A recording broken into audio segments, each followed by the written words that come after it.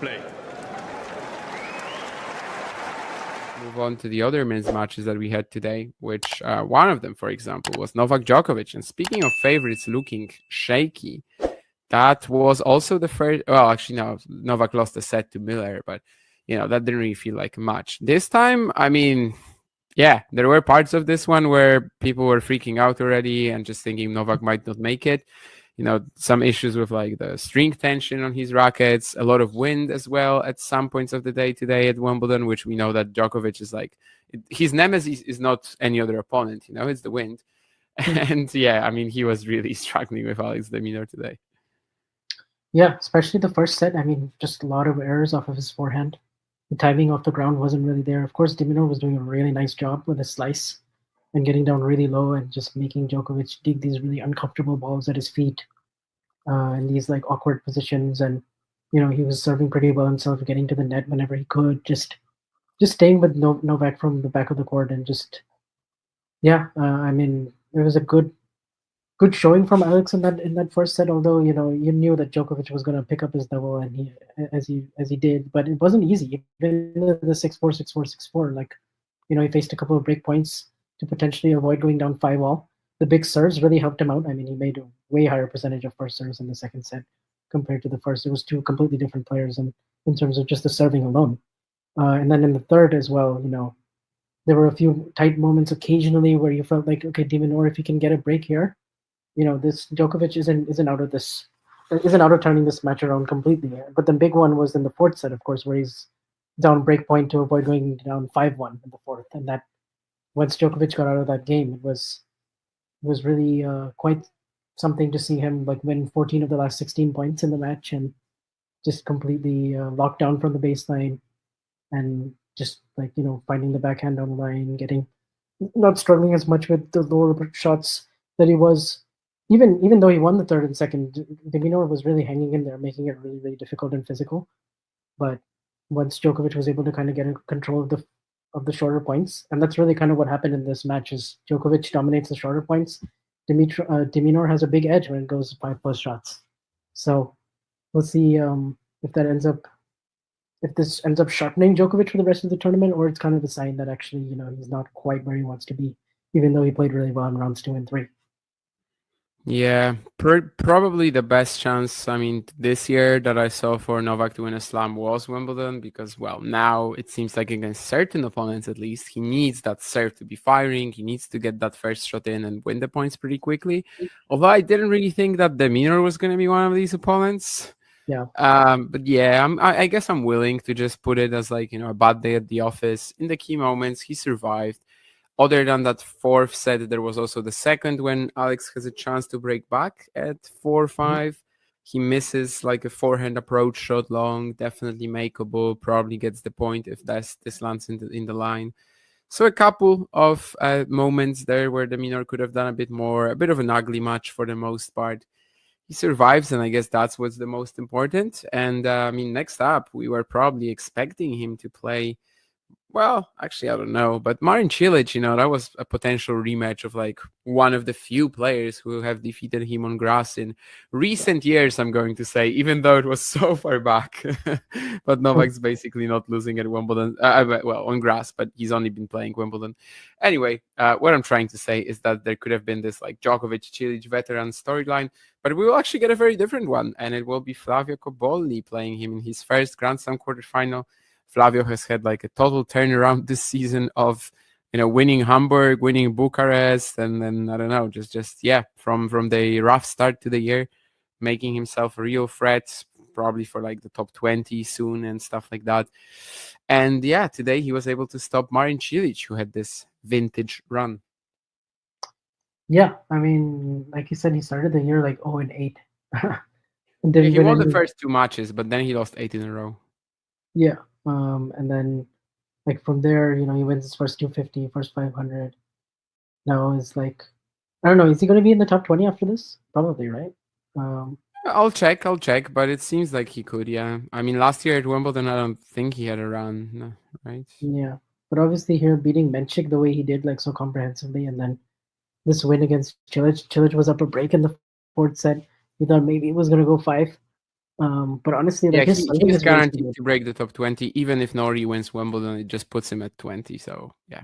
All right, yeah. So yeah, that kind of tracks. And then like he's just been serving really well this tournament, which I don't associate with Cobolli because obviously he's incredibly fast off the ground and he's got this amazing explosive baseline game, and obviously he can hit like the way he kind of hit Rublev off the court in the Hamburg final and the runs that he had last year.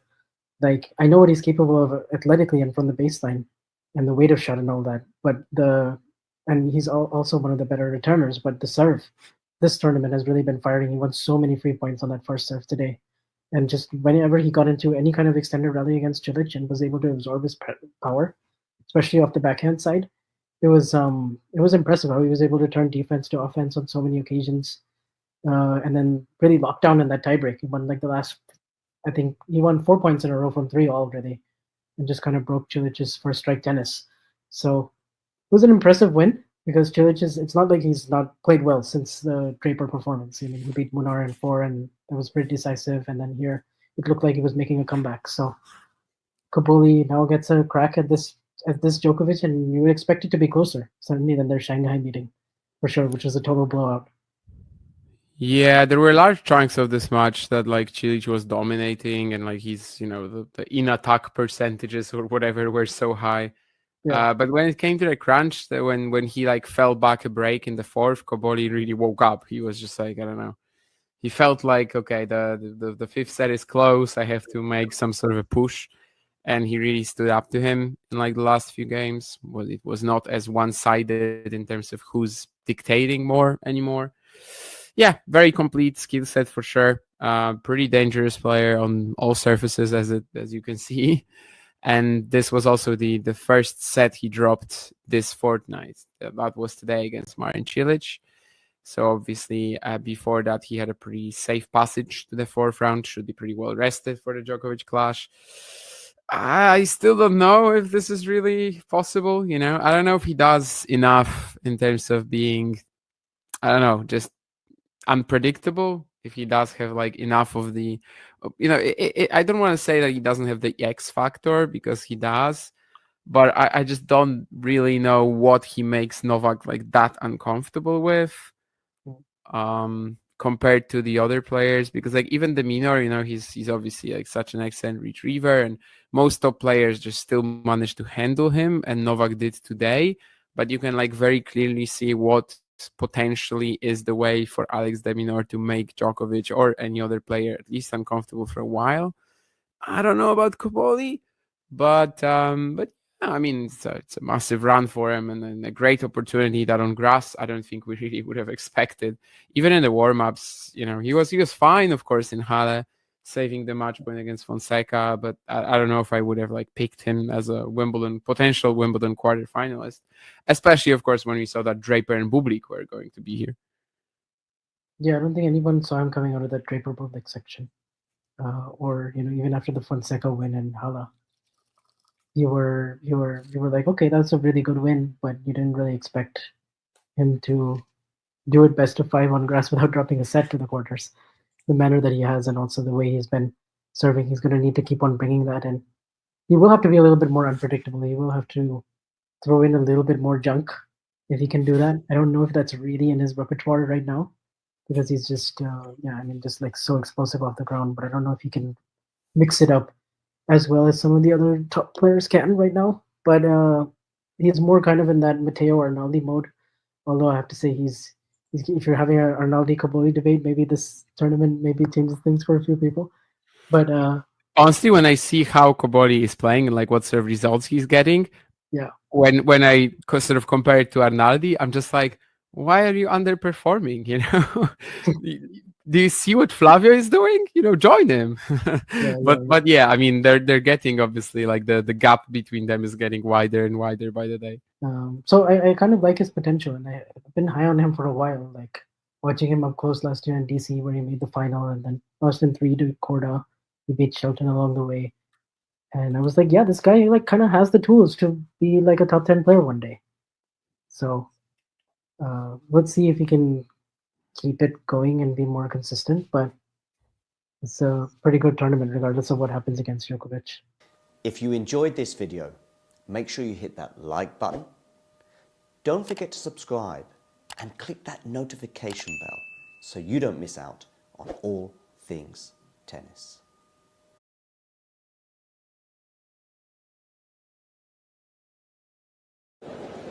Ready? Play. Move on to the other men's matches that we had today, which one of them, for example, was Novak Djokovic. And speaking of favorites looking shaky, that was also the first. Well, actually, no, Novak lost a set to Miller, but that didn't really feel like a match. This time, I mean, yeah, there were parts of this one where people were freaking out already and just thinking Novak might not make it. Some issues with like the string tension on his rackets, a lot of wind as well at some points of the day today at Wimbledon, which we know that Djokovic is like, his nemesis is not any other opponent, it's the wind. And yeah, I mean, he was really struggling with Alex de Minaur today. Yeah, especially the first set. I mean, just a lot of errors off of his forehand. The timing off the ground wasn't really there. Of course, de Minaur was doing a really nice job with his slice and getting down really low and just making Djokovic dig these really uncomfortable balls at his feet in these like awkward positions. And he was serving pretty well himself, getting to the net whenever he could. Just staying with Novak from the back of the court and just I mean, it was a good showing from Alex in that first set. Although you knew that Djokovic was going to pick up his level, and he did, but it wasn't easy. Even though the 6-4, 6-4, 6-4, like he faced a couple of break points to potentially avoid going down 5-all. The big serves really helped him out. I mean, he made a way higher percentage of first serves in the second set compared to the first. It was two completely different players in terms of just the serving alone. And then in the third as well, there were a few tight moments occasionally where you felt like, okay, de Minaur, if you can get a break here, this Djokovic isn't out of turning this match around completely. But the big one was in the fourth set, of course, where he's down break point to avoid going down 5-1 in the fourth. And that once Djokovic got out of that game, it was really quite something to see him like win 14 of the last 16 points in the match and just completely locked down from the baseline and just like finding the backhand on the line, not struggling as much with the lower shots that he was. Even though he won the third and second, de Minaur was really hanging in there, making it really, really difficult and physical. But once Djokovic was able to kind of get control of the shorter points, and that's really kind of what happened in this match, is Djokovic dominates the shorter points. De Minaur has a big edge when it goes 5+ shots.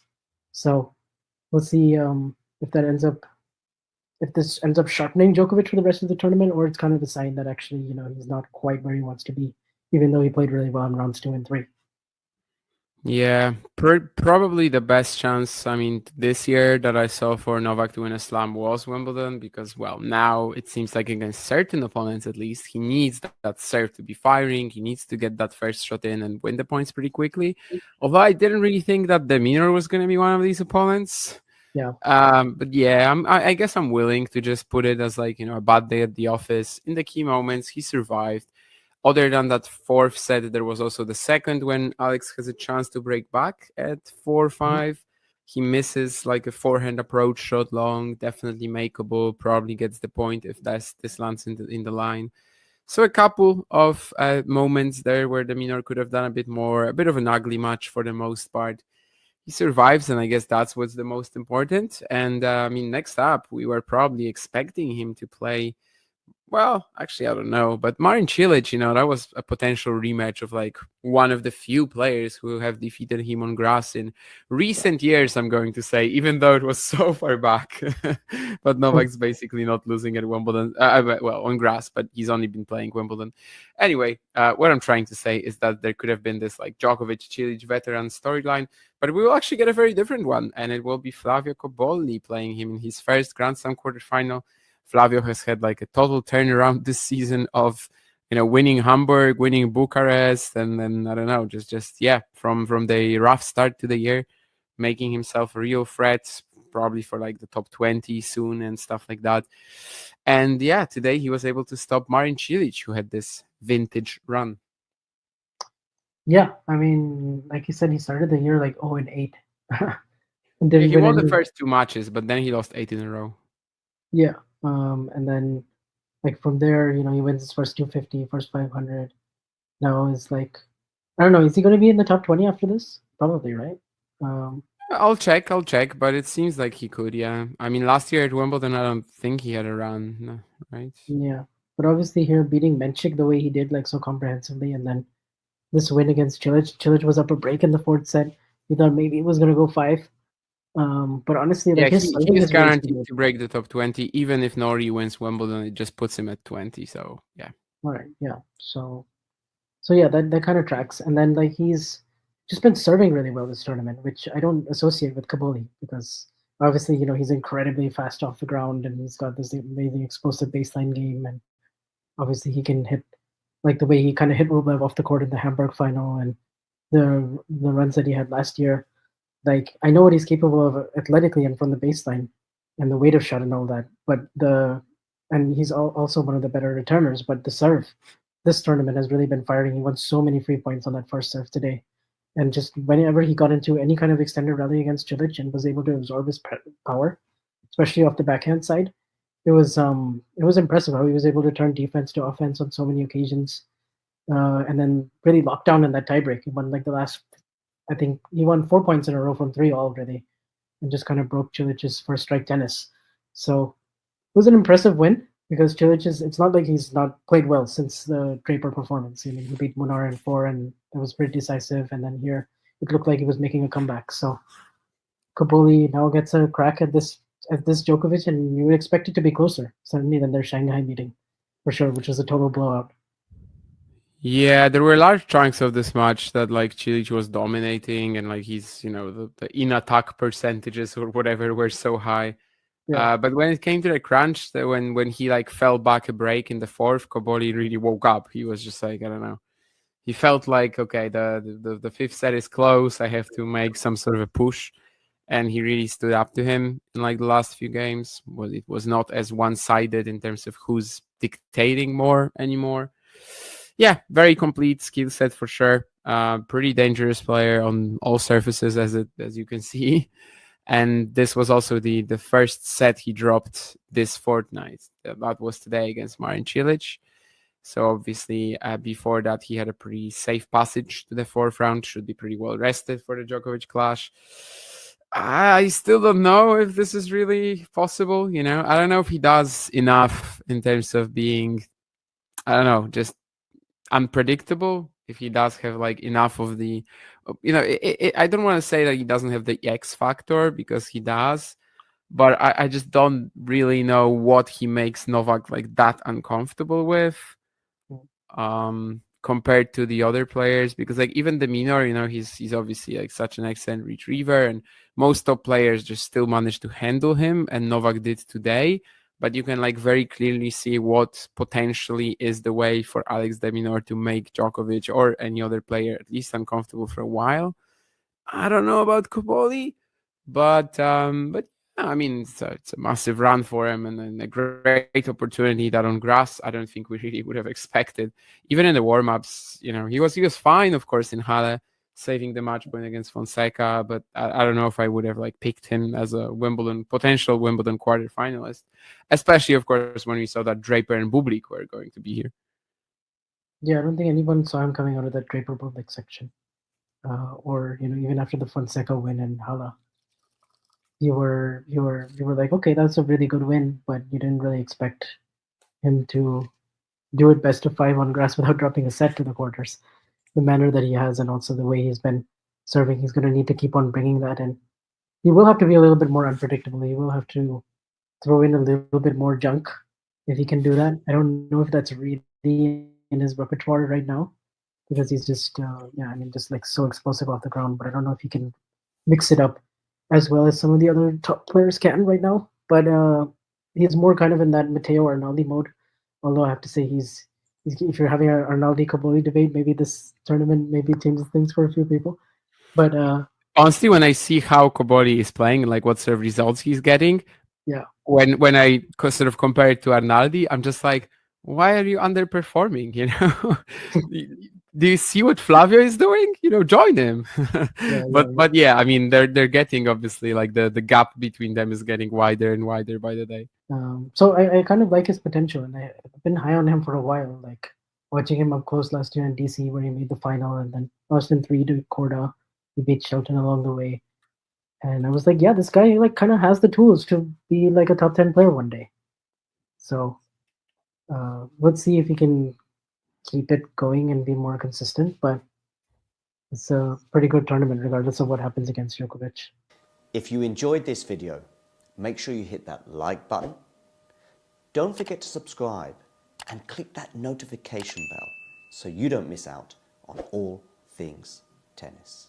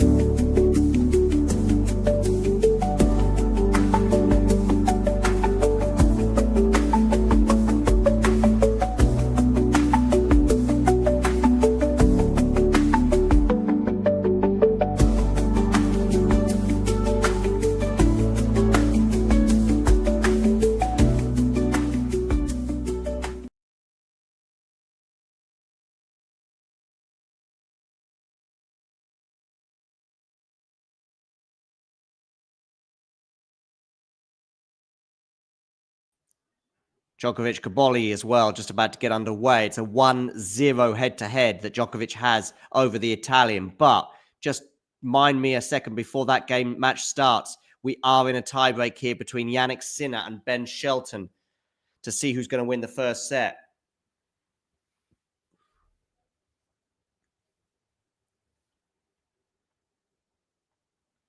Backhand cross court, forehand down the line, forehand from Shelton. Good depth on that from Ben. Nice shape here from the lefty. Ben, drop shot, has Sinner on the run. Sinner redrop. Shelton chases it down, 2-0. Ben Shelton. Djokovic and Cobolli continue to warm up.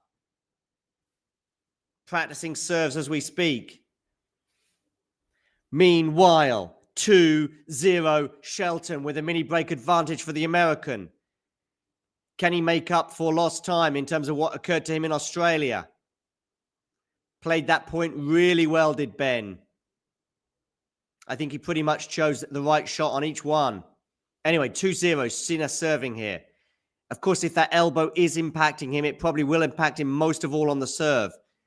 Be interesting to know about his serving stats today in terms of speed. 118 miles an hour first serve, not bad. Good backhand winner there from Jannik down the line, 2-1.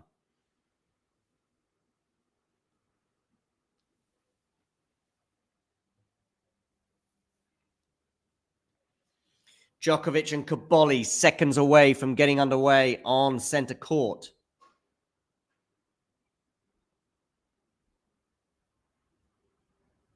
But all eyes right now on court number 1. Shelton serving 2-1 against Jannik Sinner.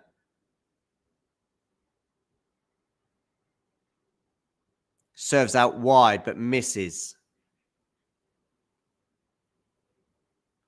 Second serve. Where are you going with this? Second serve clips the net, lands in.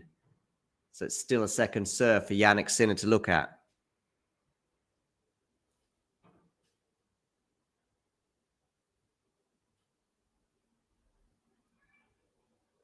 Backhand return from Sinner. Forehand from Shelton. Backhand from Sinner.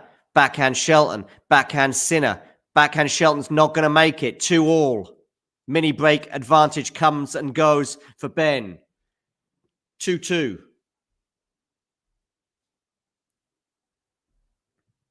Djokovic to serve first against Flavio Cobolli, and he wins the first point of the match with a 146 km/h serve.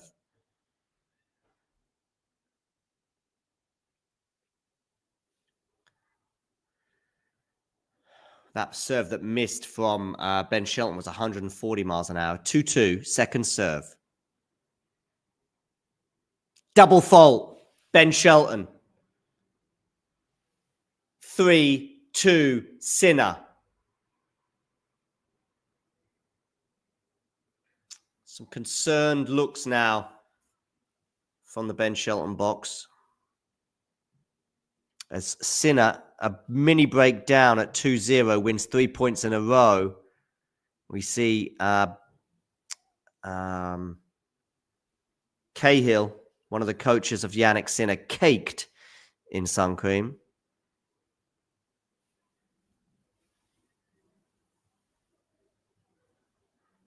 Good serve down the tee there from Sinner. Backhand from Shelton into the backhand of Jannik Sinner. Forehand Shelton's just going to make it over the net. Slice from Sinner. Forehand Shelton. Backhand cross court from Jannik Sinner. Forehand from Shelton's going to go long. 4-2 at the change of ends. Jannik Sinner. Sinner, dinner. Djokovic serving first against Flavio Cobolli. And it's 30-15 on his serve at the beginning of that match. 4-2, Jannik Sinner, change of ends. Timely reminder to hit the like button. And if you haven't done so already, please hit subscribe. He is stepping back, Ghosty, but at the end of the year, that arrangement is going to come to an end. Do get voting, by the way, in our polls as to who you think is going to win. Shelton or Sinner, Djokovic or Cobolli. Sinner here serving 4-2.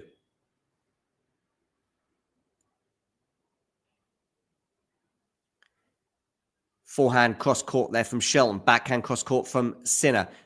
Shelton, has he gone long there? I think he has. 5-2 Sinner. 5 points in a row for Jannik Sinner now. Just long. 70 people watching on YouTube. You please got to hit that like button.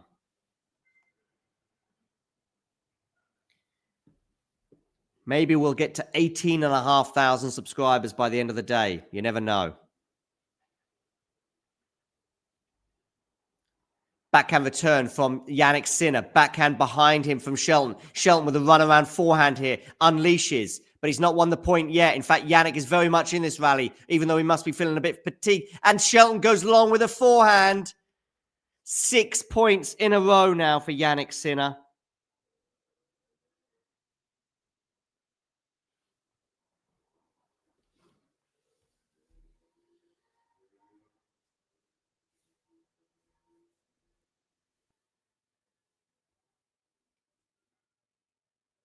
Shelton out wide on that serve, but he's going to miss it. Second serve here for Jannik Sinner to look at.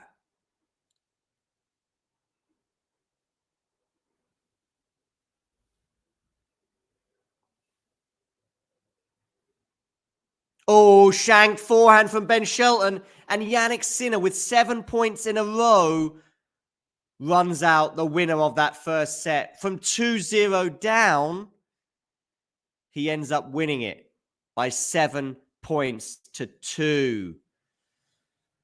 Oh, that had a sort of flat feel to that tiebreak, given the inevitability of it once. Really, from the change of ends at 4-2, Sinner started to keep his cool and Shelton started to miss fire. So, 7-6, Jannik Sinner runs out that first set.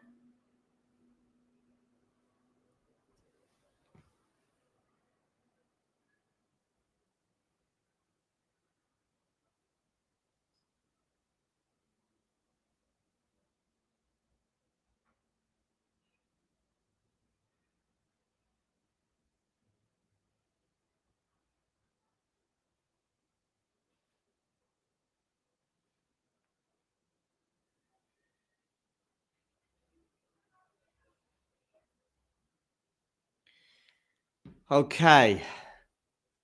Djokovic winning the first game by of that match, and Cobolli has a game point to make it 1-1 over on centre court. Court number 1. Well, Sinner takes a small step towards the semi-final. Cobolli, game point for 1-all.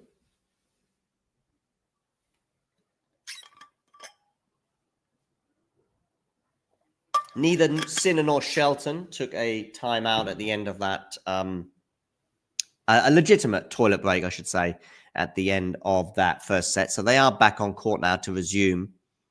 Sinner serving 7-6. He won that first set in a little over 50 minutes.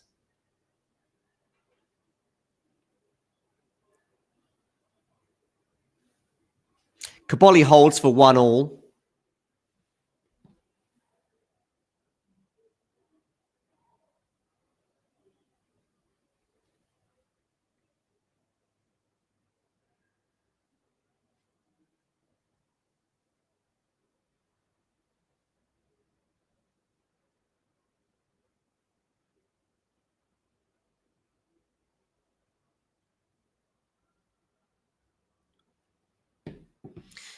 And Djokovic is love 15 on his serve.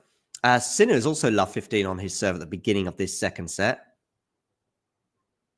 Backhand return from Shelton into the forehand of Jannik Sinner.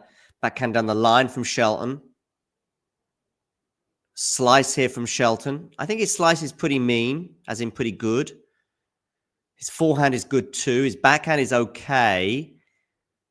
It's the return and his net play that I think Shelton needs to improve if he's going to win Wimbledon. Now, of course, he could be lifting the title in 3 days from now. And you'll say, John, I thought you said he needed to improve his return and his volleying. Well,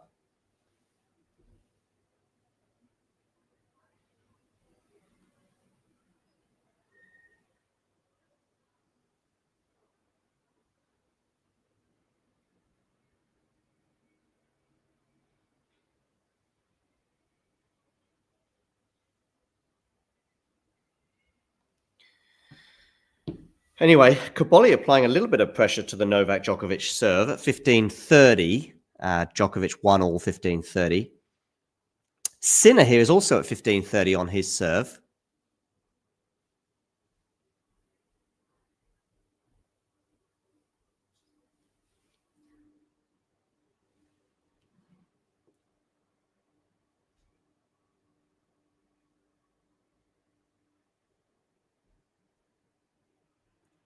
Hi, Ghosty.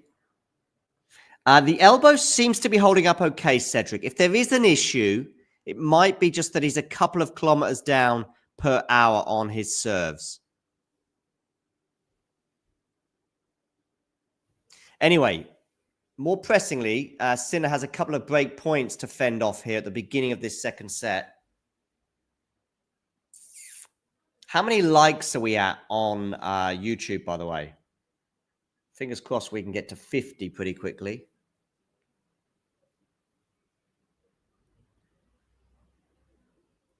Good serve there from Sinner, but it's not enough to win the point outright, but it is with a +1 forehand, 30-40.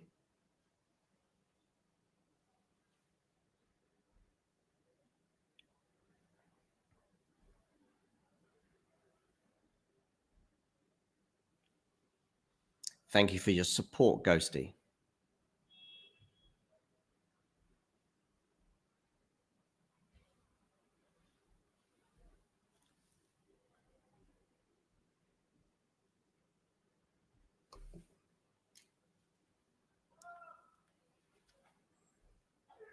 Nice attacking play there from Jannik Sinner. Deuce.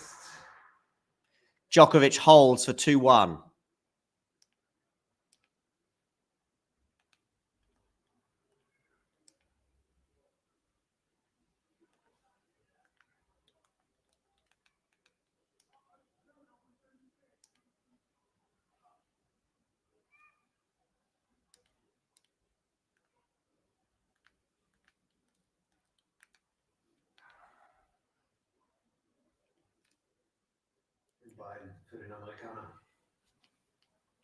Ace, Jannik Sinner, game point for the Italian. This does feel like it's going to have a few tie breaks in it.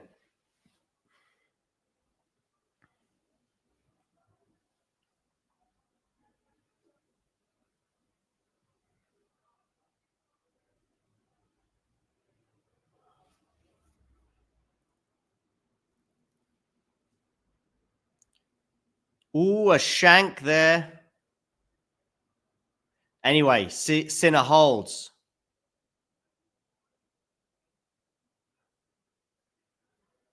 Deary me. 2 break points. It's been a bit of a bad 10 minutes for Ben Shelton. From 2-0 up in the tiebreak, he loses 7 points in a row. Sinner wins that tiebreak. Then you're thinking Shelton's making a move here at the beginning of the second set on the Yannick serve, 15-40, but Yannick fends off those break points, wins 4 points in a row. And now it's 1 set to love and 1 game to love for Yannick Sinner over the number 10 seed. Meanwhile, over on centre court, Cobolli is 1-2 against Novak Djokovic. Shelton ace, 15 love.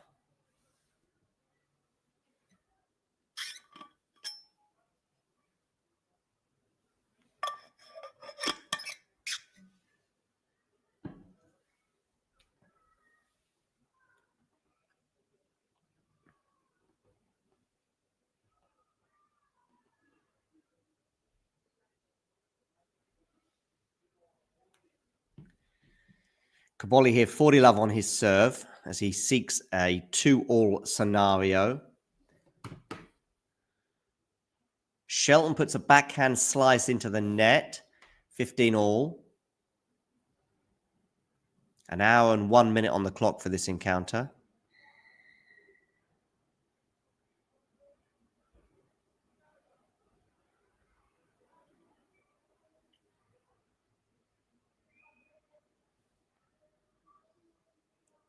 Second serve here for Yannick Sinner to look at. 15 all.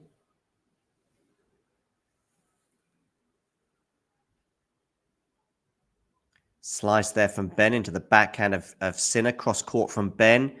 Forehand chop back there from Sinner, but a miss-hit forehand from Ben Shelton. And we're at 15-30.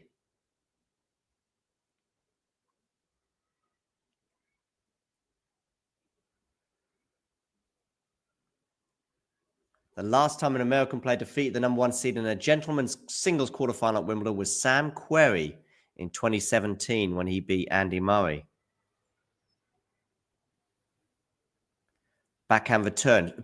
Oh, serve and volley there. Good idea from Ben Shelton. Worked a treat, 30 all. That is something that I think he certainly should be using a lot more on grass.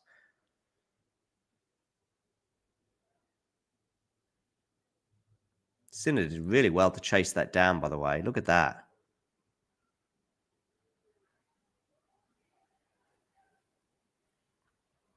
Cobolli goes from 40 love to deuce, by the way, as he's trying to hold here at 1-2.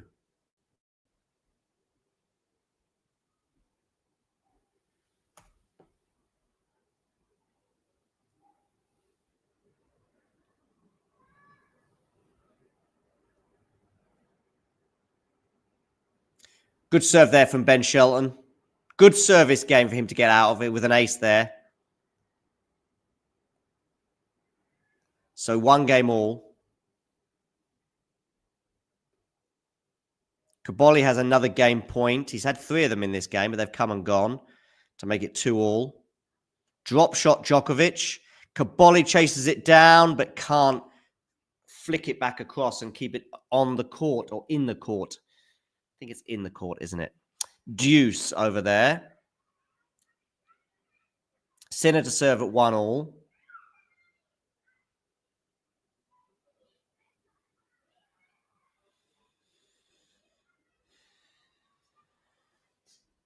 Come on, says Ben's father.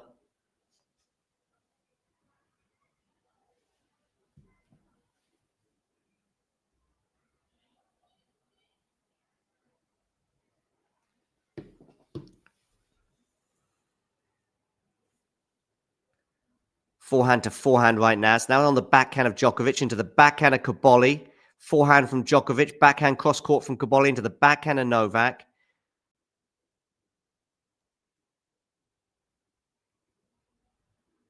Ooh, Cobolli just picking up the pace there a bit with that backhand. Advantage for the Italian as he has another game point. I think it's his 5th of the game. Remember, he was 40-love up in this game.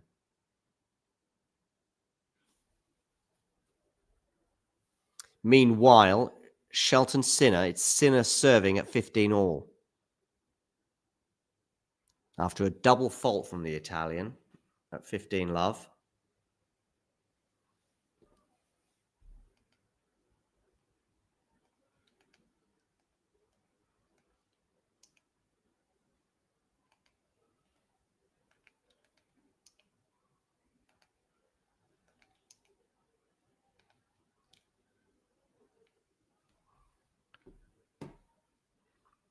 Cobolli holds for 2-all.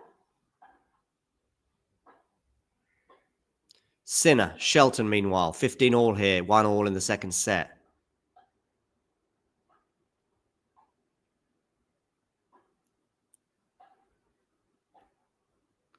Sinner dealing with these forehands pretty well. 30-15, Jannik Sinner.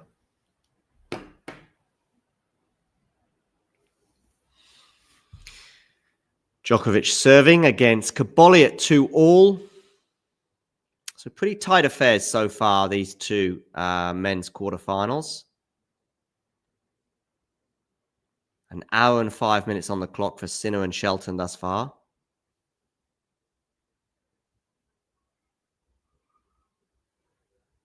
(30-15) Jannik Sinner serving.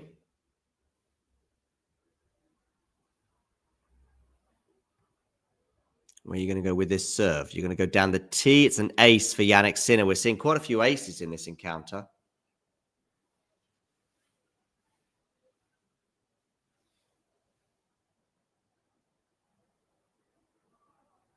Novak Djokovic goes long on the backhand, so it's love 15 on his serve. 40-15 Jannik Sinner for 2-1. Forehand return from Ben goes into the net. That dynamic that I think he needs to improve, whether he's going to win Wimbledon or not. And it's 2-1 Jannik Sinner.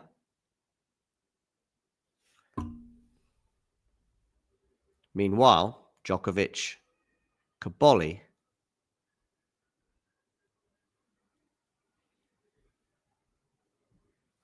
A player that's from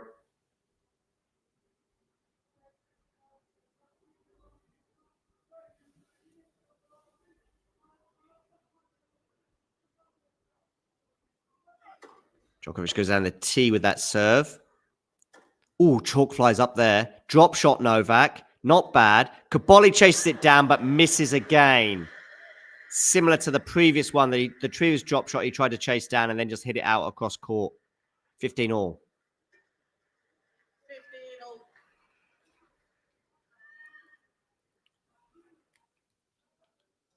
Sinner and Shelton at the change of ends. Sinner leads by 1-love and 2-1.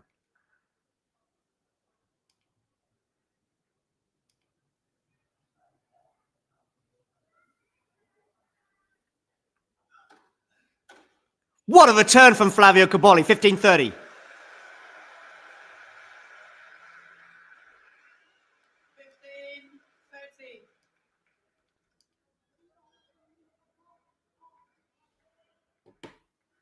Boom! Flying across the court there.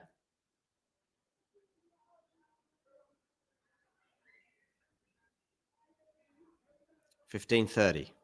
Can the Italian make an impression here and get an early break in this match? It's going to have a second serve to look at.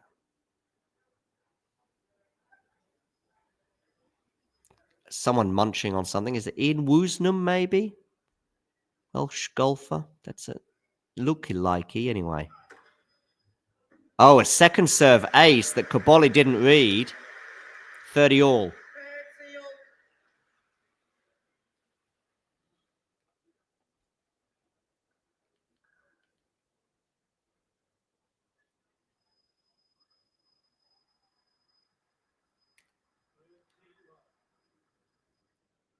Shelton's 30 love on his serve at 1-2.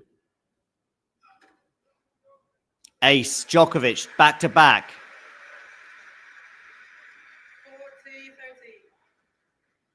40-30. And from 15-30, he's now at 40-30. Meanwhile, Shelton Sinner is 40 love on Ben's serve.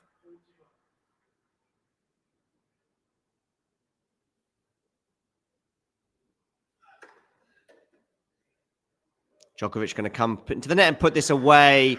3-2 at the change of ends over on centre court.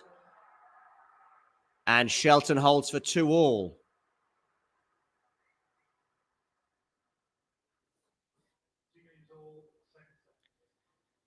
That return had Federer quality about it, suggests goes to, I'm assuming we're talking about the Cobolli booming return.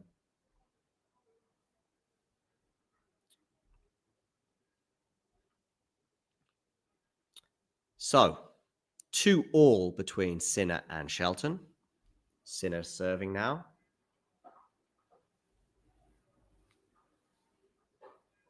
Sinner at the net, volley, 15 love.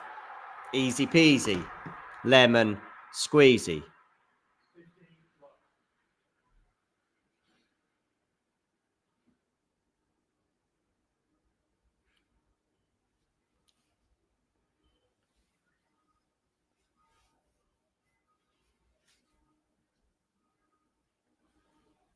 Okay, 15 love here. Sinner serving 2-all. Misses the first serve.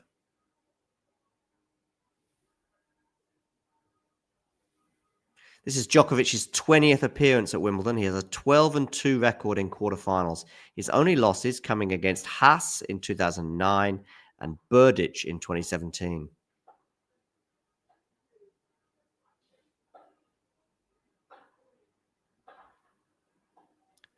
Drop shot there from Ben is pretty cool, but Sinner does really well. 30 love.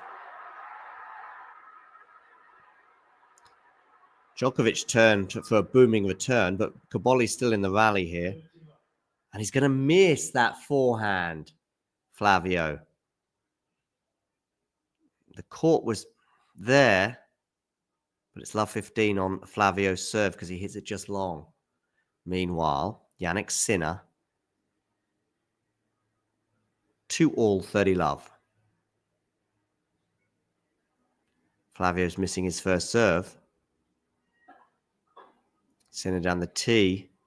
Shelton there. That isn't going to work. 40 love.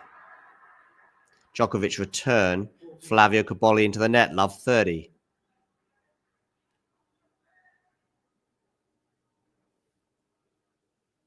Hey, Lynn. How are you? Lynn, if you haven't already done so, please hit like. But also, Lynn, I haven't seen your name before, so please click that subscribe button. If you haven't already done so.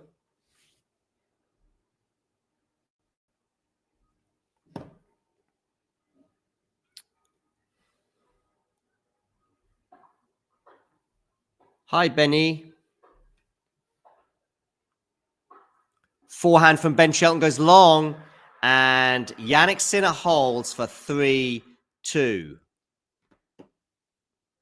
Change of ends there. Meanwhile, Flavio Cobolli, Jannik Sinner. Sorry, Flavio Cobolli, Novak Djokovic. Oh, maybe that's going to be a semi-final. Who knows? 15-30 here on the Cobolli serve. It's a good serve out wide. Cobolli comes into the net, puts the smash away. 30-all. 212 kilometers an hour, that serve. I'm still here. I'm just going to the kitchen for a moment.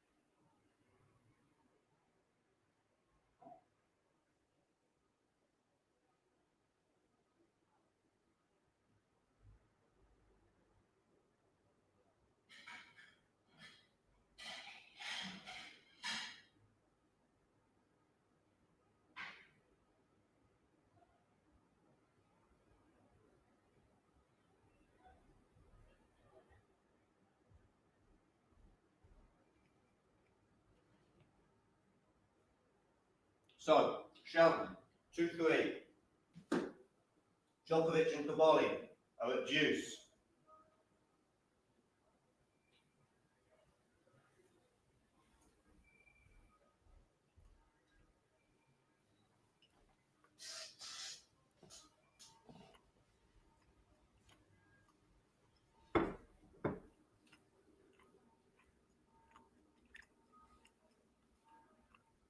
It's love 15 on the Shelton serve.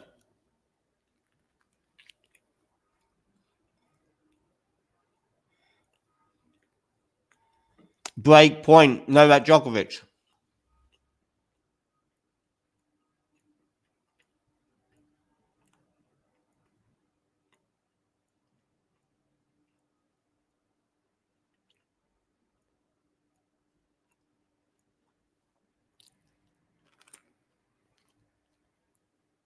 Oh!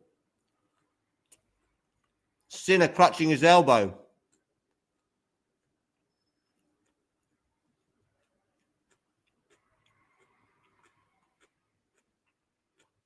Sinner clutching his elbow there.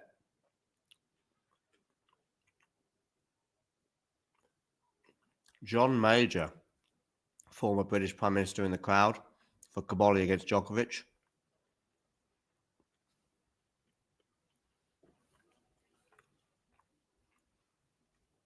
Djokovic has another break point.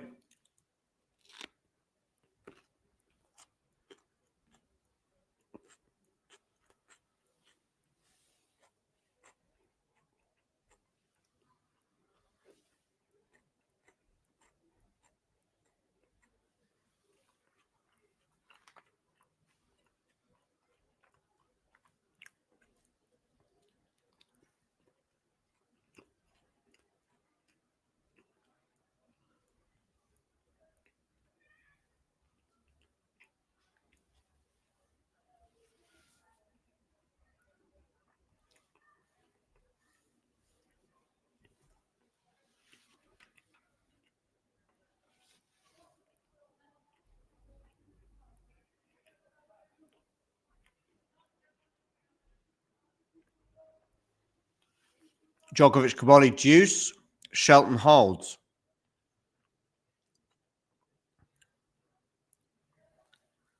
Cobolli, game point.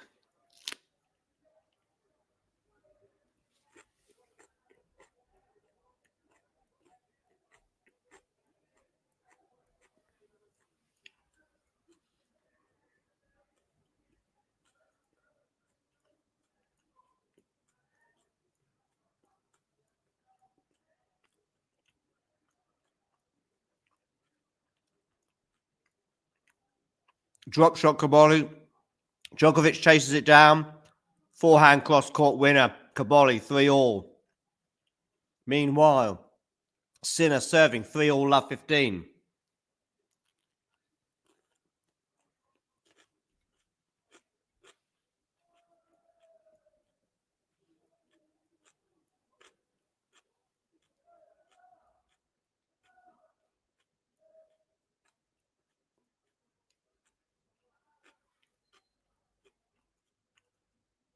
Hit that like button. And if you're new to the channel, please hit subscribe. These two men's quarterfinals right now are very intriguing. Shelton defending. 15-all. Ultimately not able to resist the onslaught.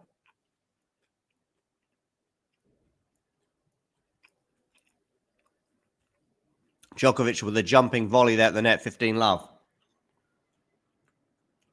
I think it'd be interesting if Flavio can make this really physical.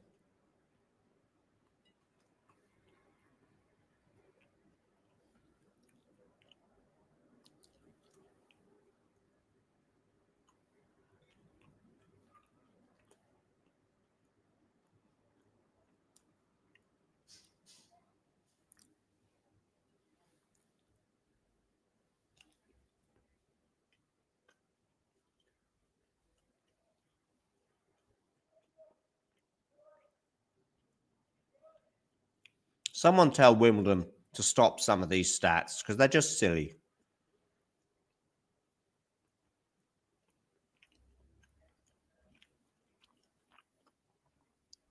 Oh, what a point that was. 30-15. That's it, Flavio. Keep this physical.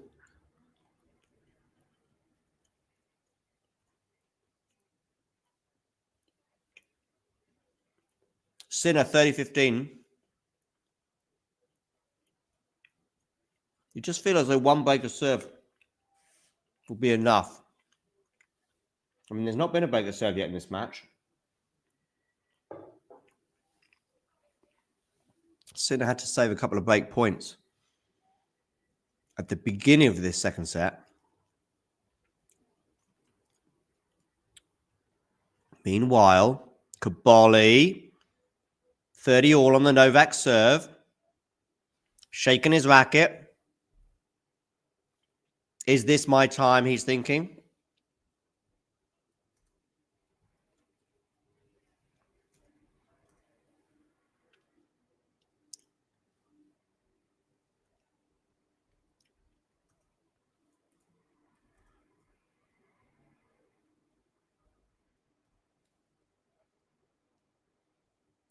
$30 all here in both of these games.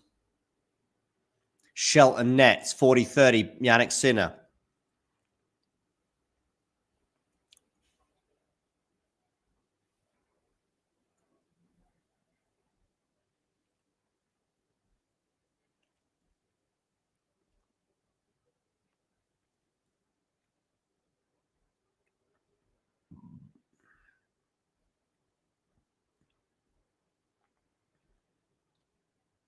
Come on, Nole, says Lin.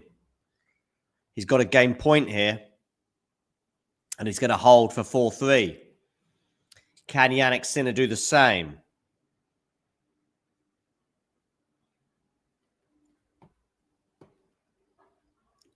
Backhand return from Shelton. Backhand from Sinner. Slice from Shelton. Forehand from Sinner. Backhand from Shelton to the backhand of Jannik Sinner, of course. Shelton being a lefty makes it a little bit more difficult to remember what's going on and who's hitting forehands and backhands. But I'll tell you what's happened just there is Sinner has hit a backhand into the net. Deuce. Earlier on, there were wins for Swiatek and Bencic to set up a semi-final between the two.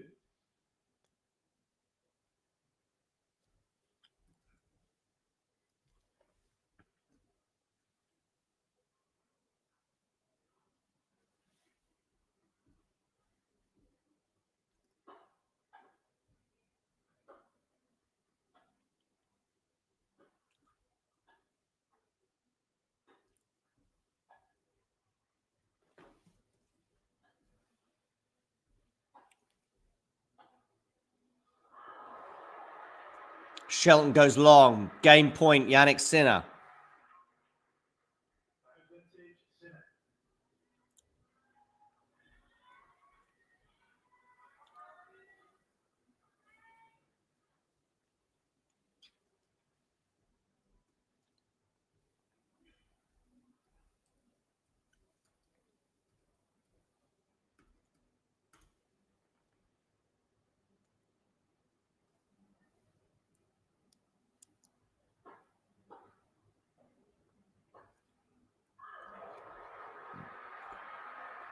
Deuce once more.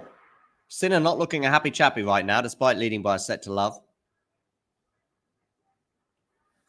He knows he's under a bit more pressure on his serve than Ben is these days.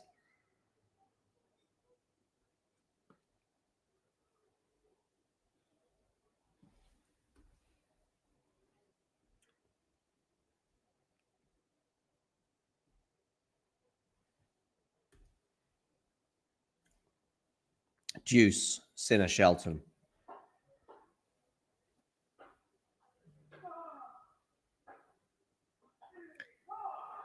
Game point, Jannik Sinner again. Djokovic applying some pressure to the Cobolli serve. Love 30.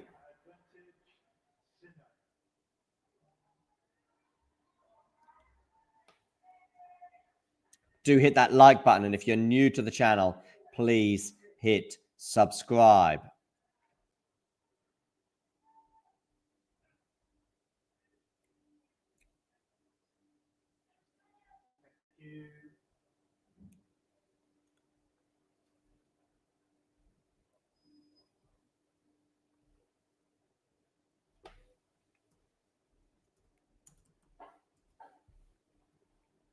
Game point, Yannick Sinner. Backhand slice from Ben Shelton. Forehand from Sinner into the backhand of Shelton. Good depth there from Ben. But he's going to go long. Sinner holds 4-3. Meanwhile, Cobolli, 30 all. Which always win from here.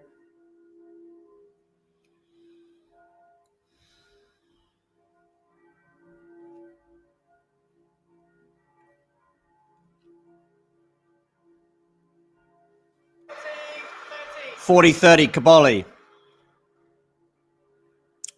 Sinner does not look comfortable out there. Regarding that elbow. Game point, Cobolli for 4 all. Djokovic comes into the net, prowling down, doesn't need to worry about it. Deuce.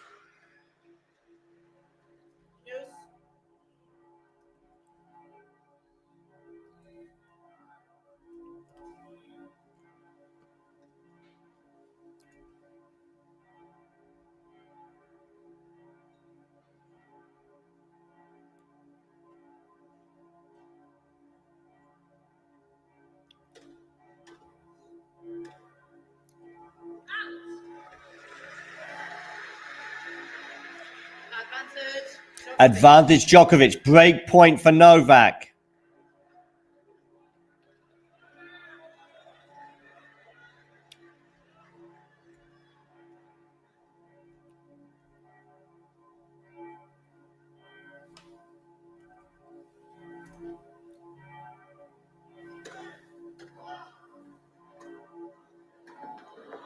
Novak can't get to that one. He takes a tumble, but I think he's okay. Deuce.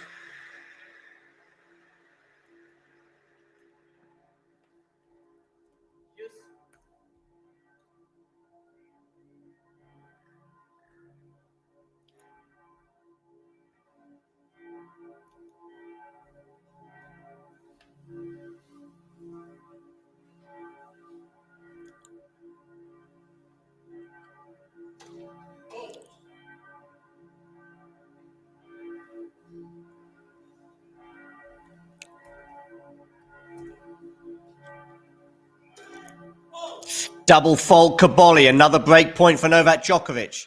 Meanwhile, Shelton serving 3-4, love 15. Hit that like button, and if you're new to the channel, please do hit subscribe.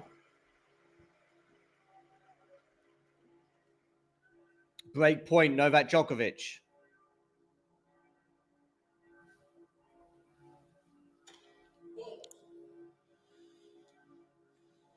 $15 all, Shelton Sinner.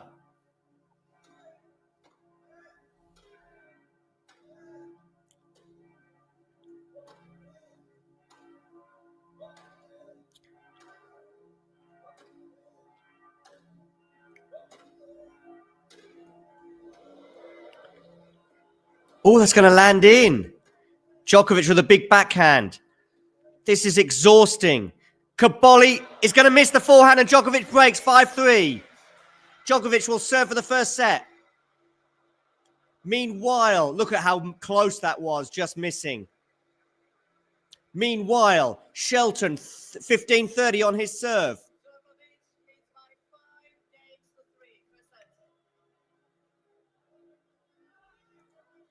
Good serve there from Ben, 30 all.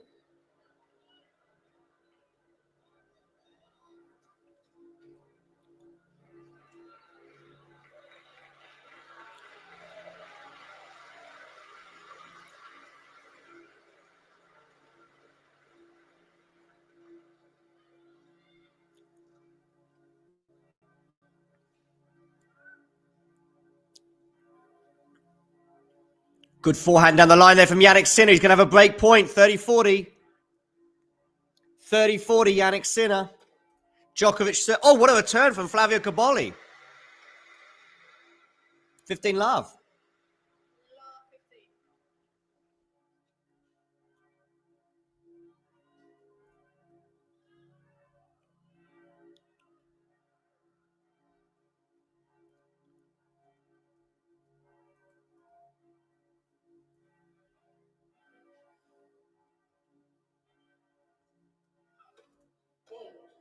Deuce. Shelton saves the break point.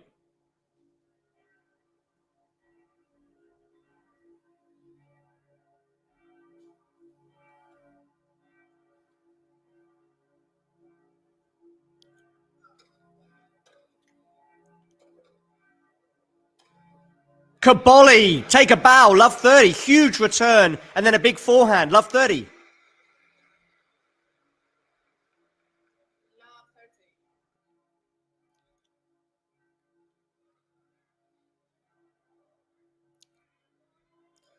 Ghosty suggesting Cobolli should consider more drop shots. Maybe, but if he's hitting big returns and big forehands like that, but of course he needs them now. He needs something right now because he's in trouble here in this first set with Djokovic serving for the first set. Love 30, but wait for it. Now we see some first serves from Novak because he's so clutch. Of course, there's a first serve there. Block return. Forehand from Novak. Backhand cross court from Cobolli. Backhand from Djokovic goes into the net. Love 40. Love 40, ladies and gentlemen. Shelton holds, by the way. Huge hold for Ben. Saving a break point en route to 4-all. Djokovic here, 5-3, serving for the first set at love 40. Are we going to get a re-break for the Italian?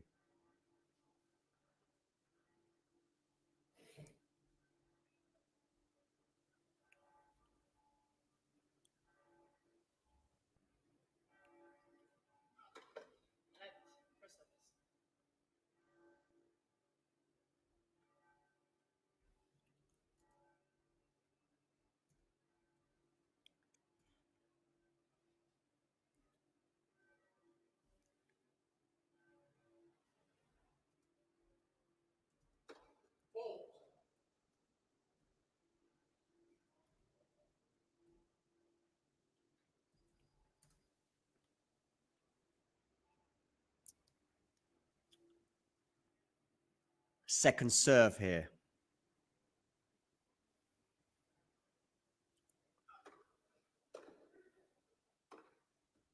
Djokovic misses the forehand.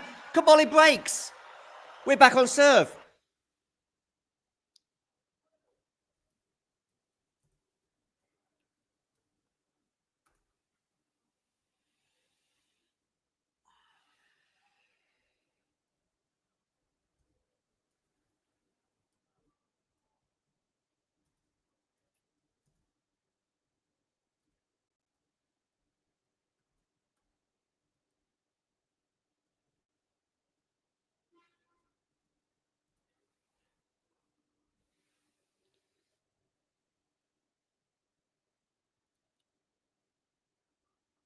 Oakley Dokley. Sinner holds for 5-4. 44 minutes on the clock between Cobolli and Djokovic.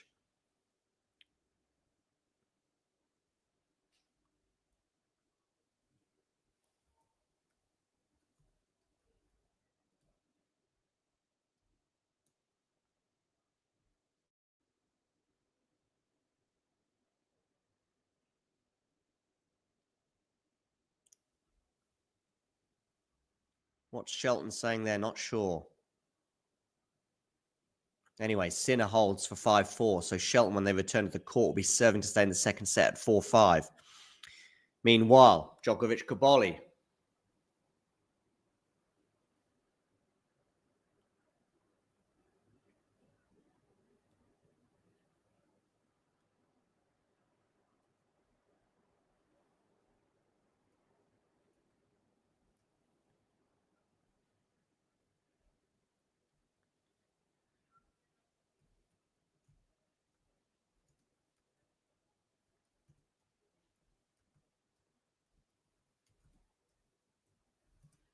$15 love on the Cobolli serve here.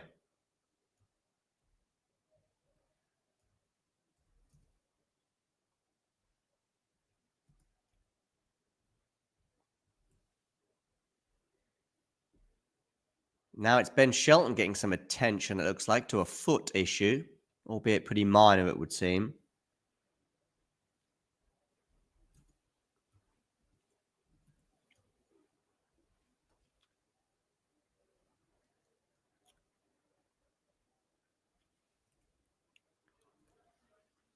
Oh, lovely volley there from Cobolli at the net. I was about to say Djokovic. It was Djokovic-esque. 30 love, Cobolli.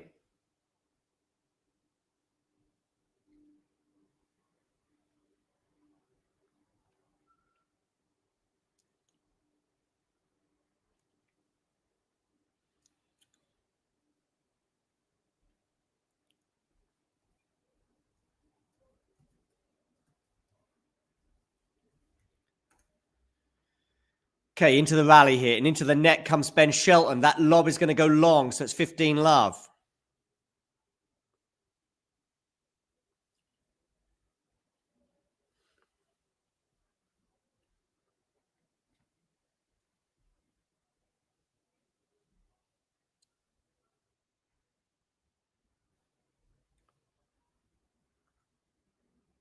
This is Ben Shelton's 12th Grand Slam appearance. He's bidding to equal his best previous results. Of course, semi-finals of the US Open in 2023 and then in Australia this year when he lost to Jannik Sinner. Cultured return, that one from Sinner. Sinner, chasing that down, 30-15.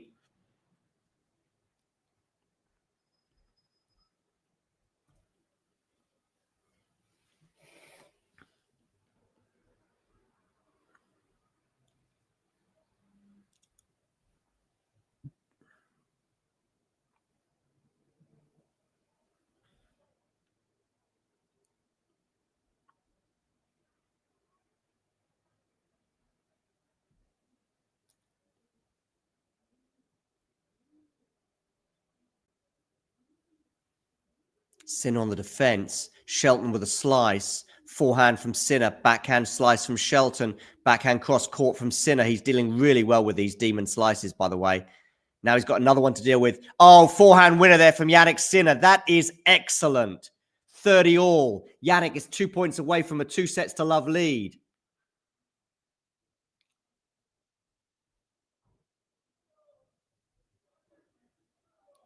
Thoroughly taped ankle for Shelton, says Jay in the live chat. Please do hit the like button. And if you're new to the channel, hit subscribe.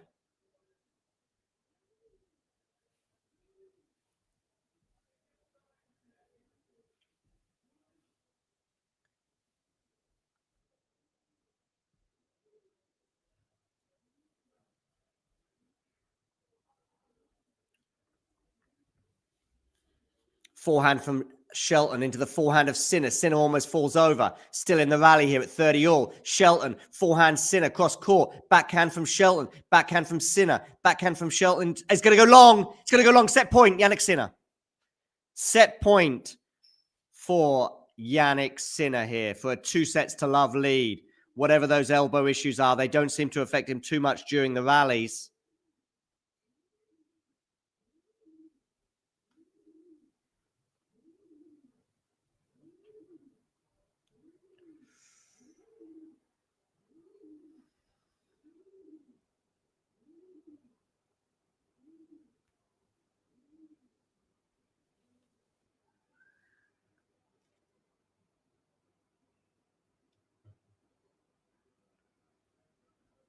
Okay, set point. Sinner here on the forehand. Backhand Shelton. It's going to go long.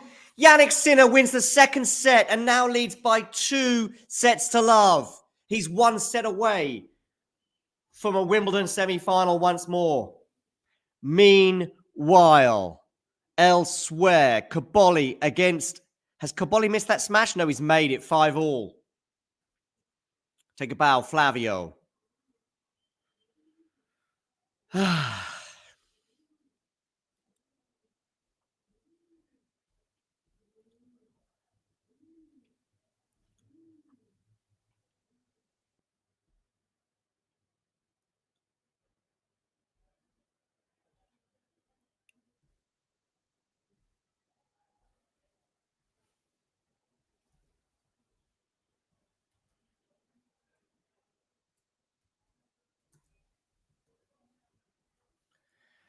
Some of the stats from that second set between Sinner and Shelton include 5 aces for Ben and 2 for Jannik, just 1 double fault apiece. Anything else that stands out? Both players doing so well on their first serves, but Ben in that second set winning just 36% of his second serves. That was huge, especially when he got broken. 2-sets-to-love.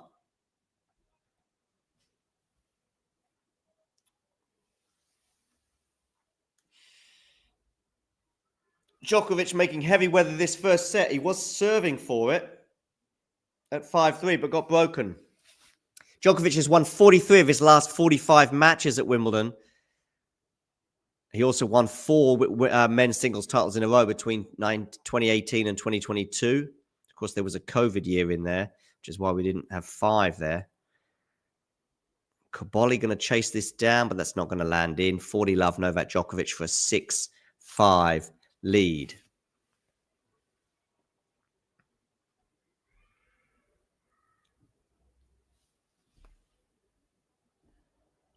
Love Novak Djokovic to take a 6-5 lead. Meanwhile, Sinner and Ben Shelton are already underway in the third set. Neither of them taking a break. Hit that like button, as Ghosty says.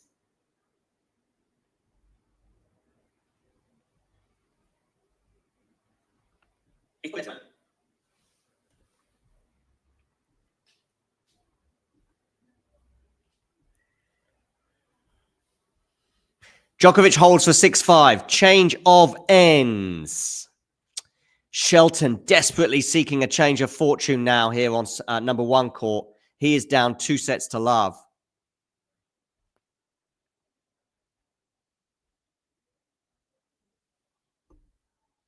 Sinner, forehand winner down the line. 30-love.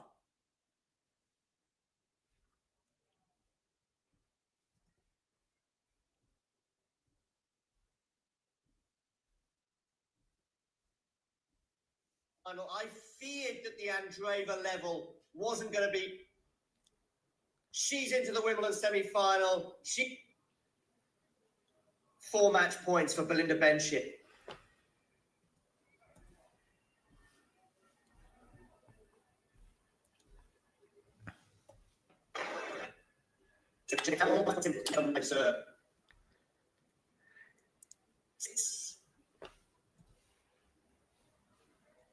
Sinner here, 30-15 on his serve. Cobolli and Cobolli and Djokovic back on court. Cobolli serving 5-6. Sinner here, 2 sets to love up on Ben Shelton. An hour and 42 minutes on the clock for this third set clash.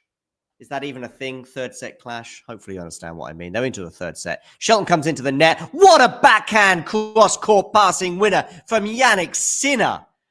Wow. Cobolli, 5-6, 15-love. She's into the Wimbledon set.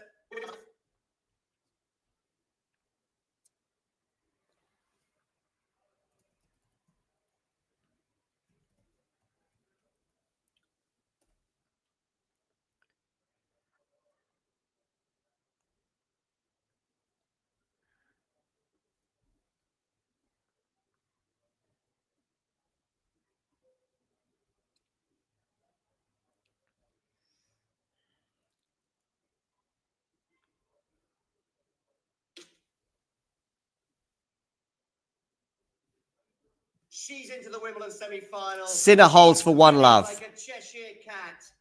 I bet you don't use that expression in the US.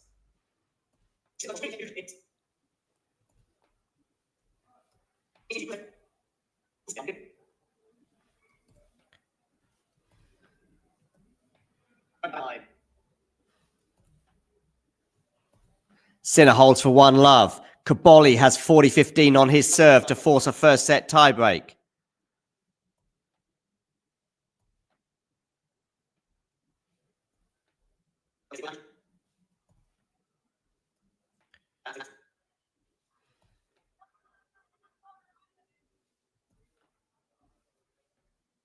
Gentlemen,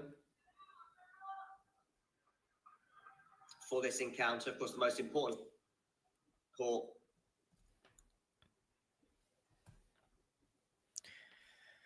Okay, Shelton here serving at love 1, 30-love. Cobolli, 2 game points for a tiebreak. We'll really hone in on that if we do get that tiebreak. We'll hone in on it anyway, even if we get break points for, set points for Djokovic. Djokovic, by the way, 40-30 now. So it's just 1 game point left for Cobolli.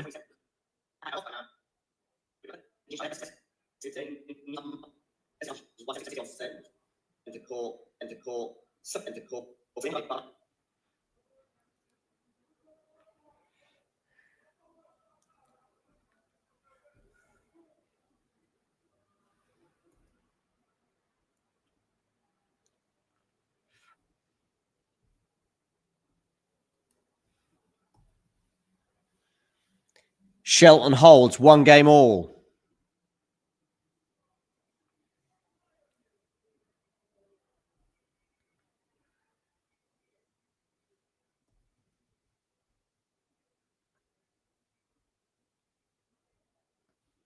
Cobolli Djokovic deuce.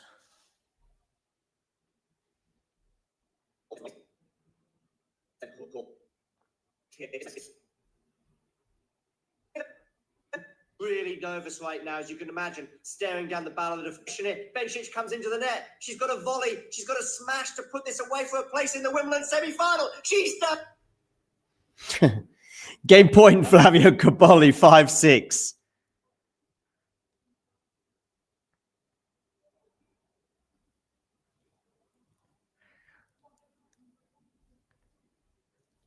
Six all. Djokovic tie-break time between him and Cobolli. Sinner, Shelton. Sinner serving at 15 love.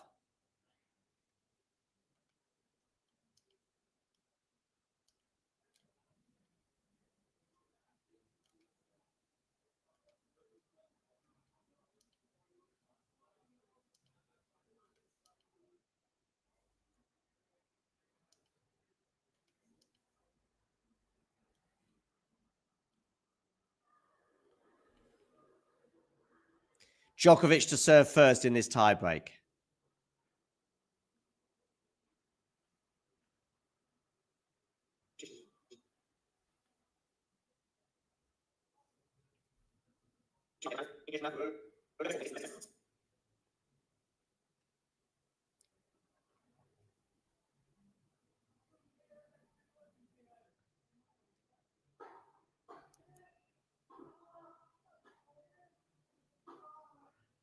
Cobolli backhand. Djokovic on the stretch. It's going to go long.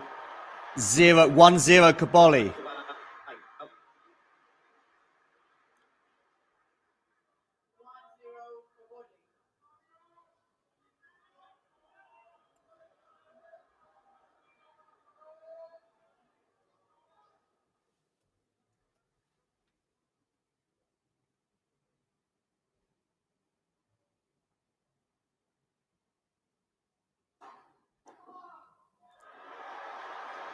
Two, 0 Cobolli.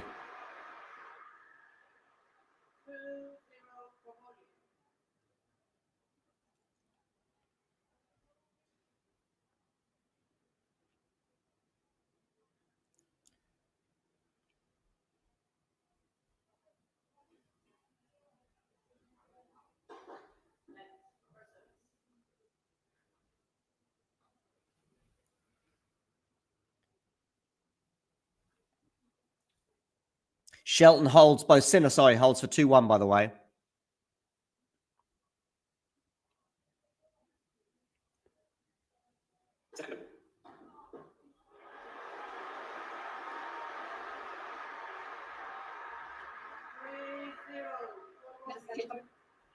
Three, 0 Cobolli. One that set up the.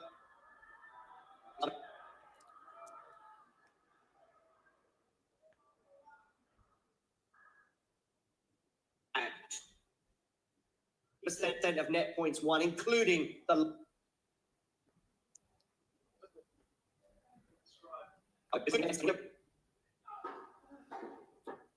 1-3, unreturned serve.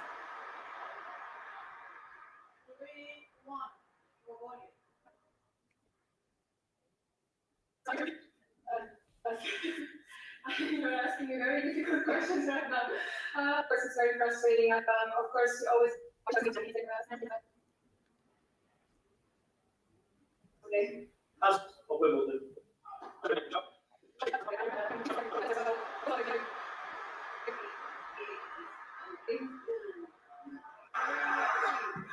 After 3-2 Cobolli. Life on tour. Hugh Grant is falling asleep, ladies and gentlemen. That is brilliant. That is brilliant.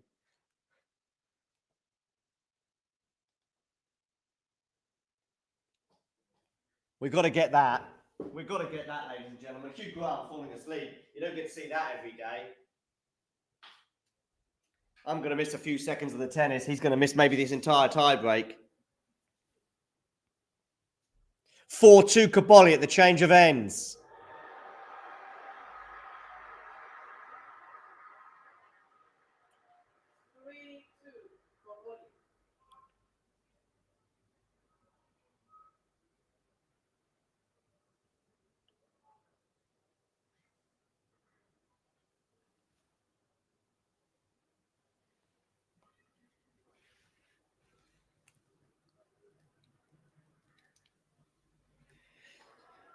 So, Cobolli here, 4-2.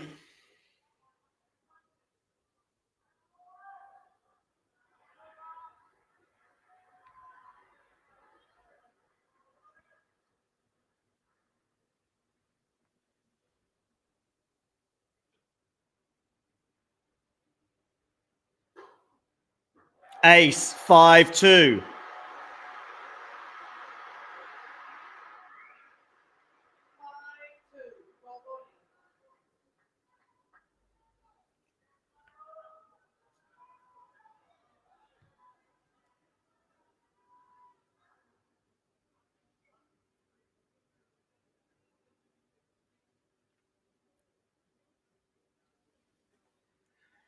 Well. Djokovic here serving into the body of Cobolli. That's going to land in. Good backhand down the line. Unbelievable defense, though, from Cobolli, but he's not going to be able to fend that off. 5-3. Cobolli. Sinner and Shelton, 2-2 in the third set.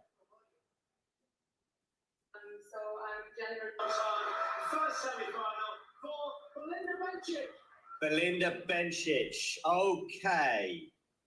So, ladies and gentlemen. For Belinda Bencic.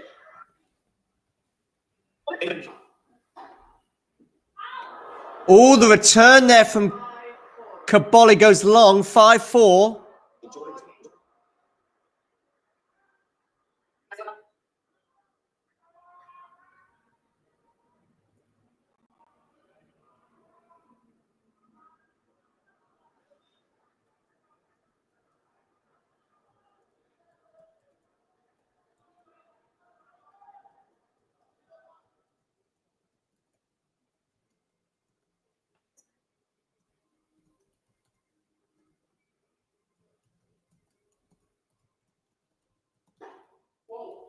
Ooh, a second serve.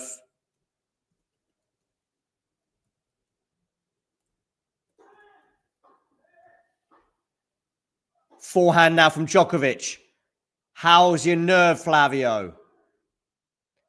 Forehand Djokovic into the backhand of Flavio. Oh, Djokovic increasing the pressure here.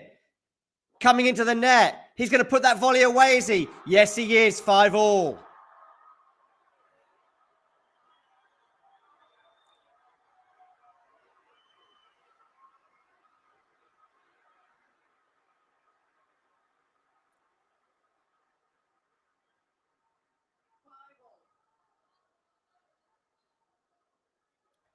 Hit that like button if you're new to the channel and subscribe. Well, hit the like button and subscribe. You know all that jazz. Anyway, Sinner serving at 2-2, 30-15. Cobolli, Djokovic, 5-5.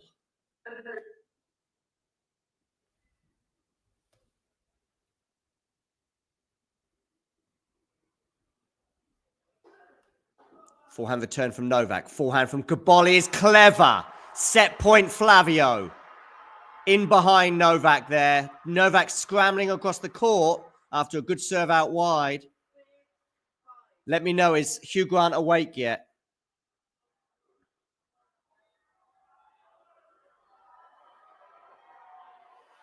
Set point, but it is on the Novak Djokovic serve. He was leading 5-2 in this tiebreak. Anyway, Djokovic serving 5-6. He knows how to handle occasions like this. What about Flavio?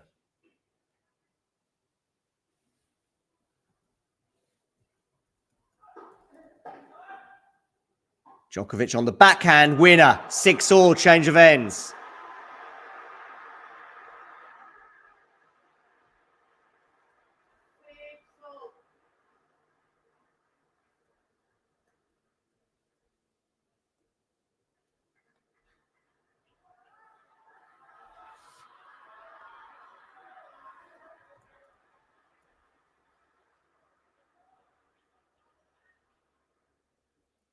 6-all change of ends. Meanwhile, Sinner and Shelton on hold, on serve in the third set.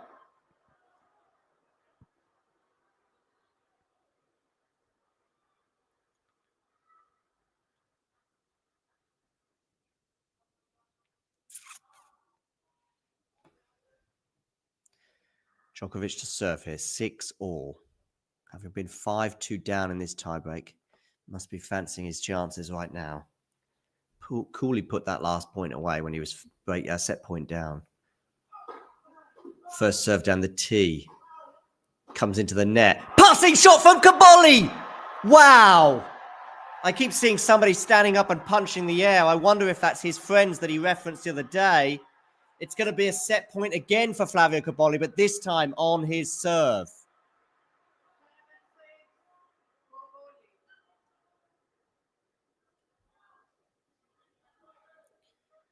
For those of you tuning in to Sinner and Shelton, I will be reverting back to that match in a moment at the conclusion of this tiebreak. Set point number 2, Flavio Cobolli, but this time on his serve. Where are you going with that serve? It's an unreturned serve, and Flavio Cobolli has won the first set by 7-6. 8-6 he won that tiebreak. And it was an enthralling tiebreak as well.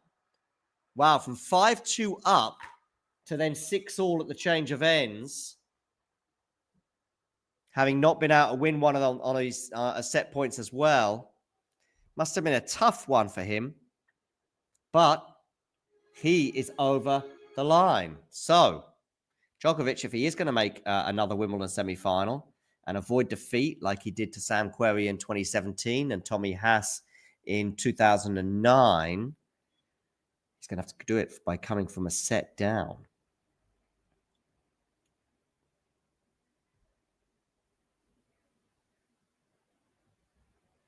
So, anyway, Shelton now serving 2-3 love 15.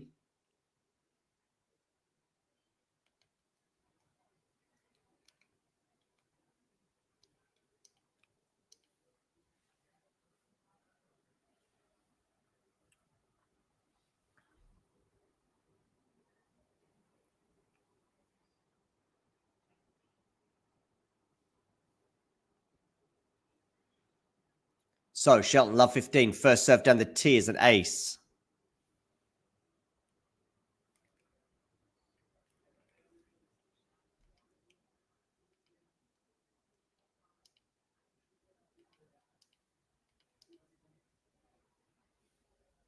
$15-all.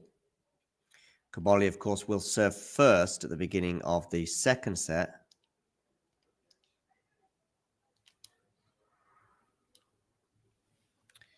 Shelton, of course, serving second under pressure here throughout this set as long as they stay on serve. Only one break of serve in the entire match so far, and that has gone the way of Jannik Sinner.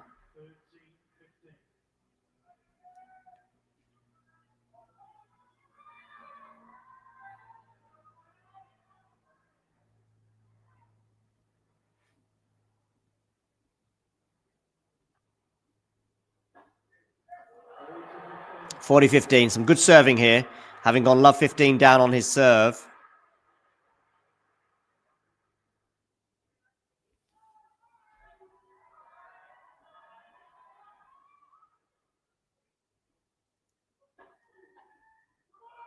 Come on, says Ben, as he holds serve for 3-all.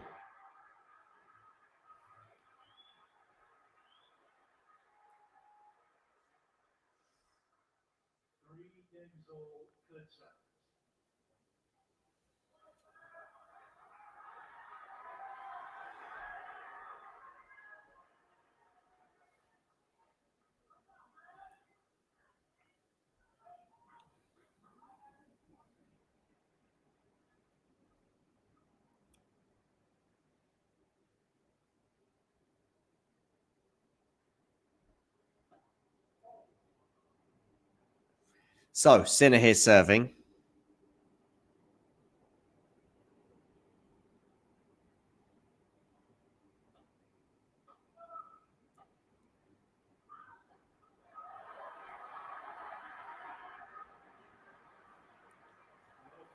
Love 15 on Yannick's serve.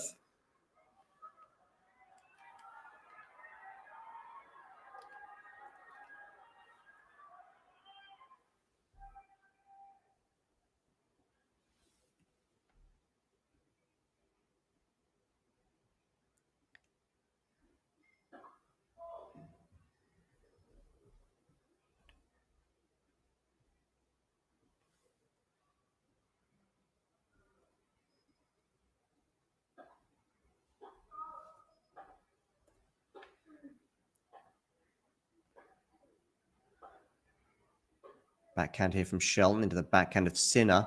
Did that clip the net? I don't know. Drive volley here from Yannick. That tests his elbow. 15 all.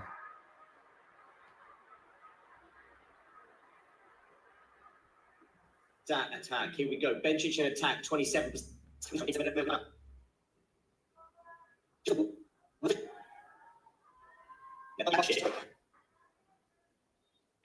Belinda Bencic. Okay.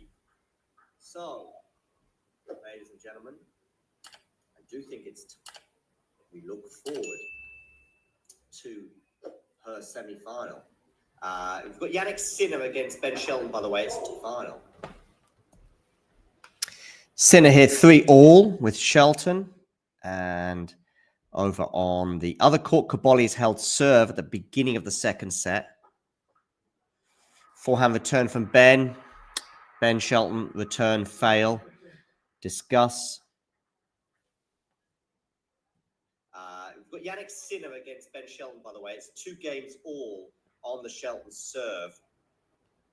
30 all as well. But yeah, Swiatek against Belinda Ben. Yeah.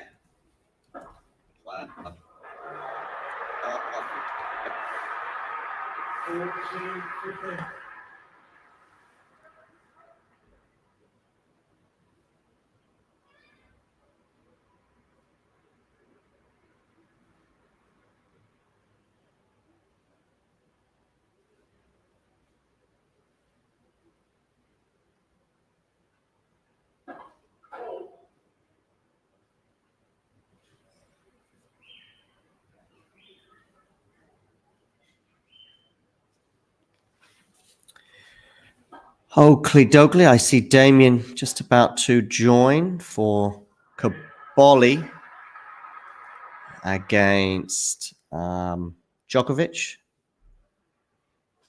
So, all about that tiebreak, really. From 5-2 to 6-all. I didn't think he was going to get over the line. I'm not sure Novak did either.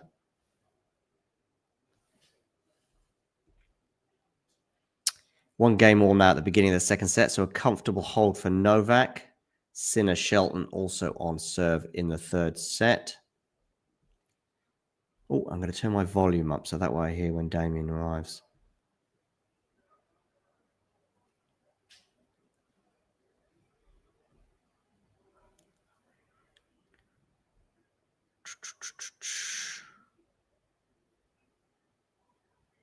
I'm going to take my microphone out.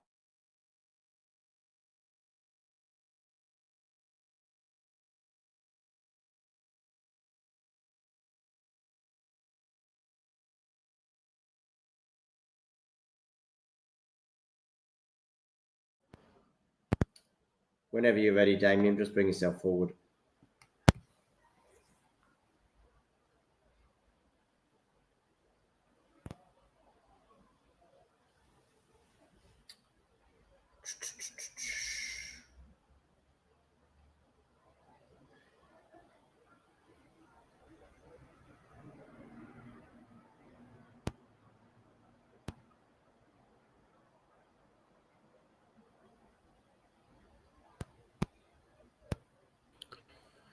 Yeah, I am ready. I am. I can't hear you. Why not? Hang on.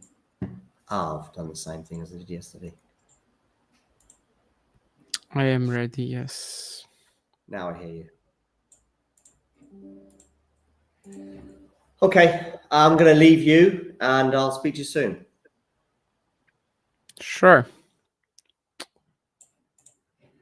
Well, I actually don't know what I'm supposed to be doing. I mean, we have 2 matches on. I guess Sinner and Shelton are pretty close, so maybe I'll I'm just I'm I'm watch going to them.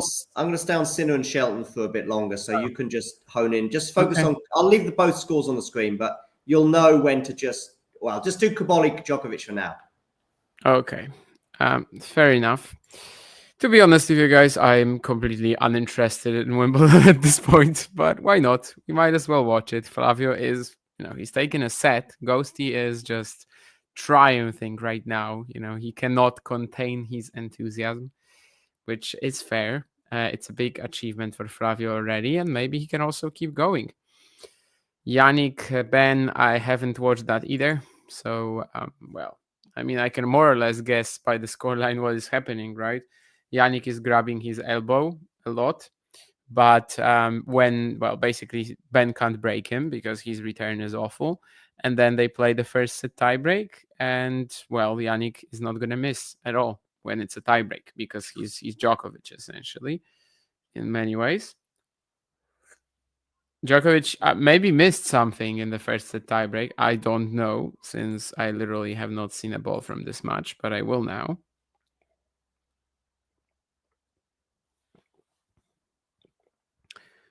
Apparently, according to the chat at least, maybe Hugh Grant was sleeping in the royal box. Very possible. I mean, at least I've seen him in the royal box a lot over the years. I don't know if I saw him sleeping there. On top of that, my stream seems to have broken down just now. Everything is going according to plan. Phenomenal. Anyway, they are on a changeover, so that's not the worst moment for that to happen. And we are back. Novak, of course, serving 1-2 down in the second set.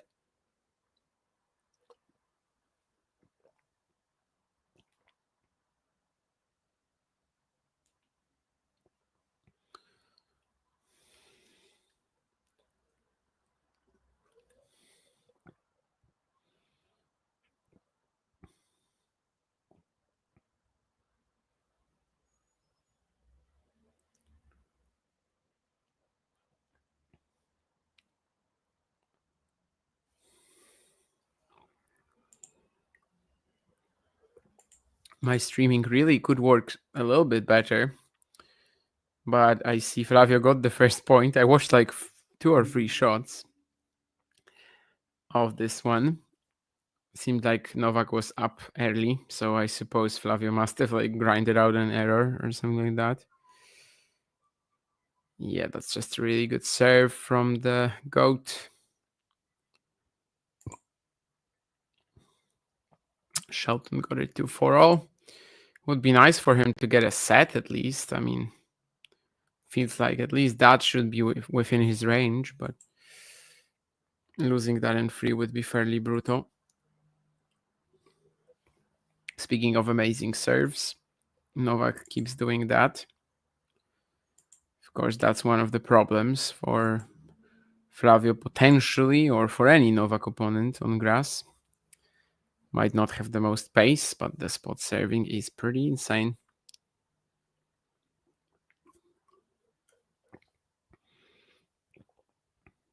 This time we will get a point though. Djokovic going with his backhand down the line, but it's a little centric, so Flavio stays alive. Definitely moving well and just like not allowing Novak to get 3 points and finding this forehand down the line. Well, I've only watched a few points from this match, but this looks promising. Doesn't seem like Novak has an easy time putting him away for the most part, and that's kind of vital here as well.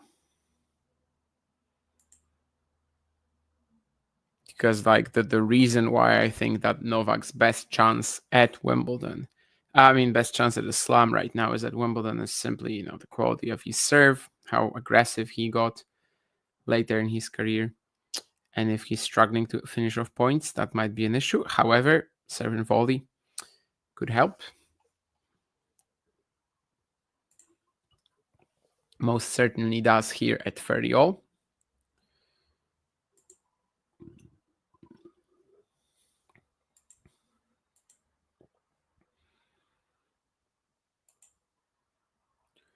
And I think he's found the exact corner of the service box as well for an ace here. Absolutely pinpoint to get us to 2-all.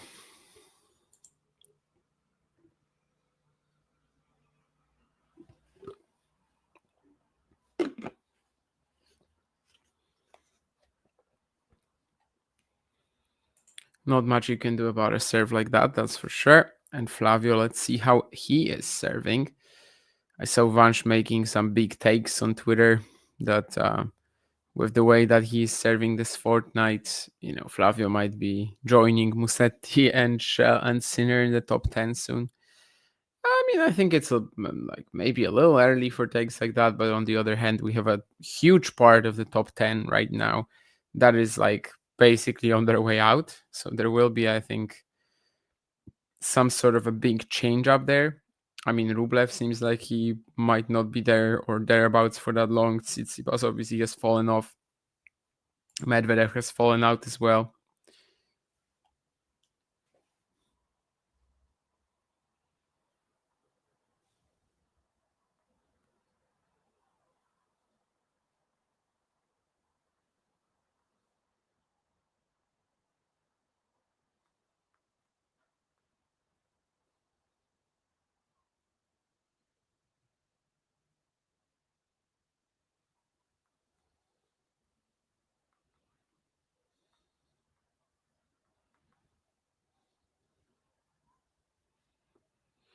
So yeah, I think that there might be a few more new spots open.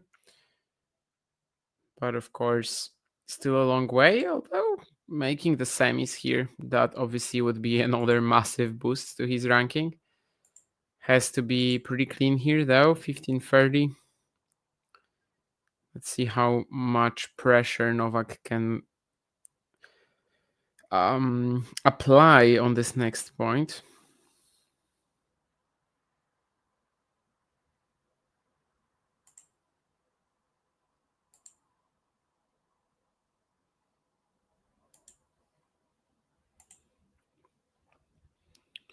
Should have quite a lot of it indeed with this return 1-2 punch. The return was very deep. Instantly jumps on a forehand into the other corner. And there will be trouble here for Cobolli with 2 breakpoints coming Novak's way. Let me just see the stats. Were they breaking each other a lot in the opener? Not a lot, 1 each, but it was definitely Flavio falling into a little bit more trouble. And what's going to come on this rally? What's going to come is a forehand error into the net from the Italian. So it will be Novak leading this opening set, just as he was. I remember the opener. I think he served for it, then he had 5-3. And up until then, it kind of seemed like it would be the most obvious outcome of that opener, but obviously that's not how it went after that. Anyway, as you can see on the screen, Sinner and Shelton close to finishing the match. Yannick is at the moment just 3 points away, of course not on his own serve.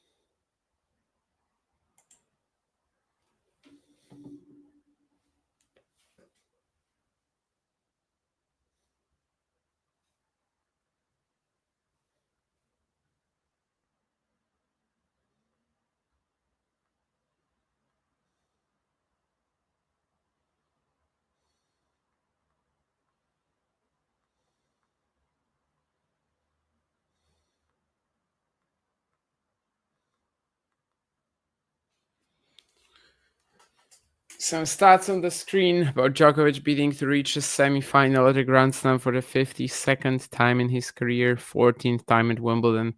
Obviously one of the best Wimbledon players of all time. Could argue Federer is still ahead with the one more Wimbledon title, but Novak really, really close. And over the last 2 years, of course, he's been making the final as well, just losing to Carlos both times. Such final is still very much possible, very much an option. during this Wimbledon edition.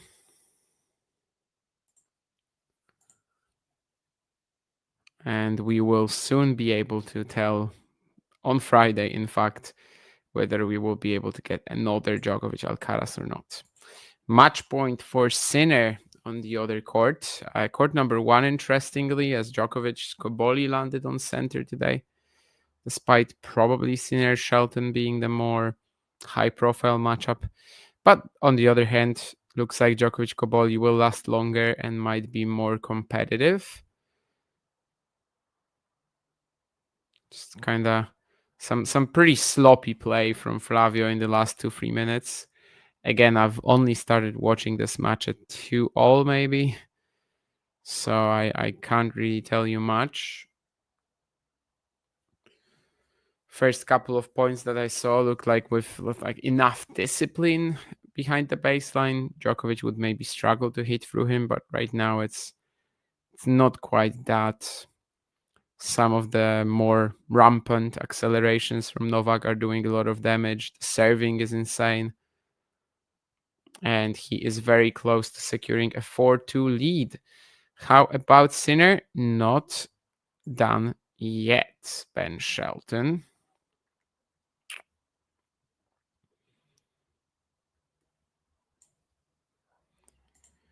Sinner, of course, cancelled yesterday's practice. We didn't really know what the elbow situation is like after his match against Dimitrov, but seems like it's fine enough for him to be dominating the match against Shelton. Oh, sometimes a match point like this, though, right? 5-4 in the third on return. Yeah, it can still turn around pretty quickly. Kind of reminds me of Anderson Federer, right? In 2018. Roger has a match point 5-4 in the third, I think, as well. And then Candy wins the match.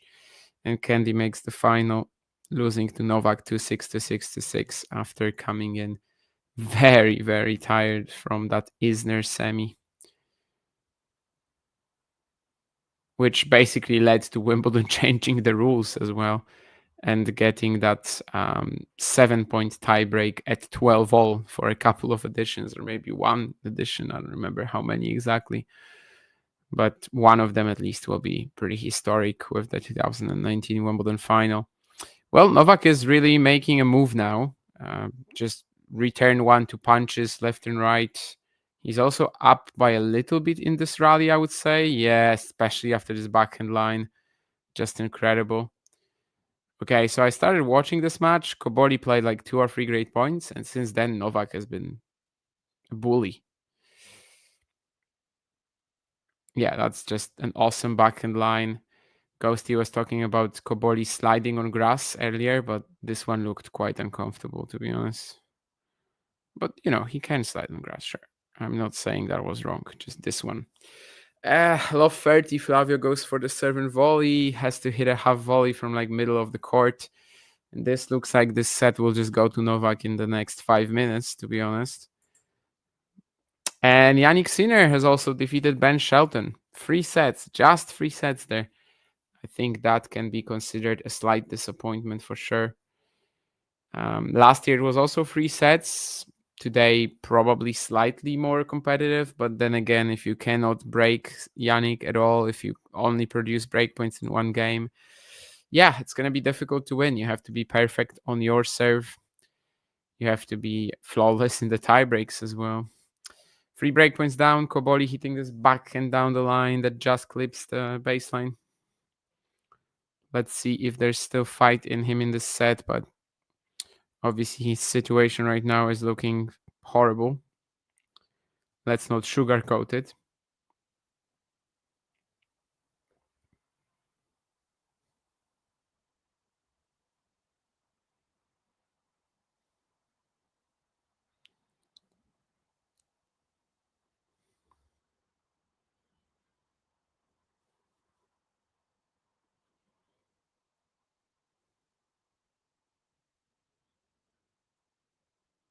And that's another serve and volley from Cobolli, which is going to land out.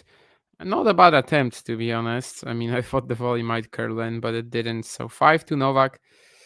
After the changeover, he's going to serve for the second set, which just, in the span of about 10 minutes, the set is just gone.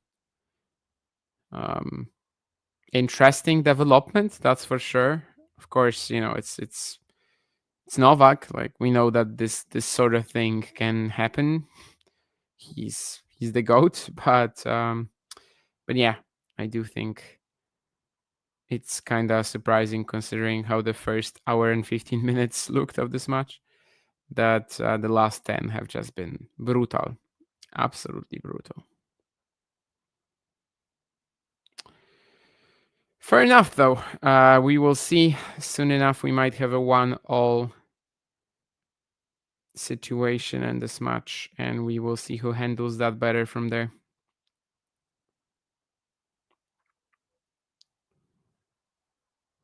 Jannik Sinner, of course, will be awaiting either of these players. You guys probably remember that Jannik Sinner Novak Djokovic was already the semi-final at Roland Garros. In fact, Novak Djokovic also made the semis at the Australian Open, but then he was in another part of the draw, in the bottom half. Jannik obviously being in the top half as the world number one and the eventual winner. But yeah, Djokovic looking for his third semi-final of the season at Grand Slam level.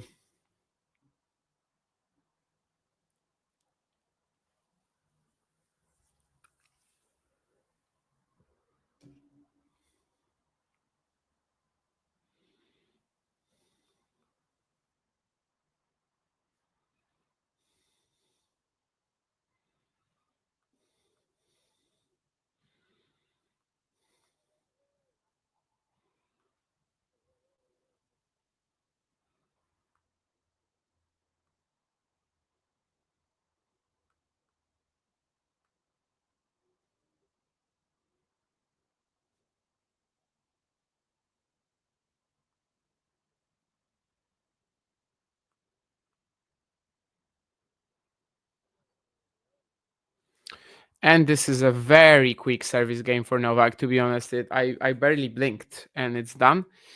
It's 4 points. I'm not sure Flavio even put a return in play. I don't know if we're going to get the counter of how long it was, but that was probably about a minute.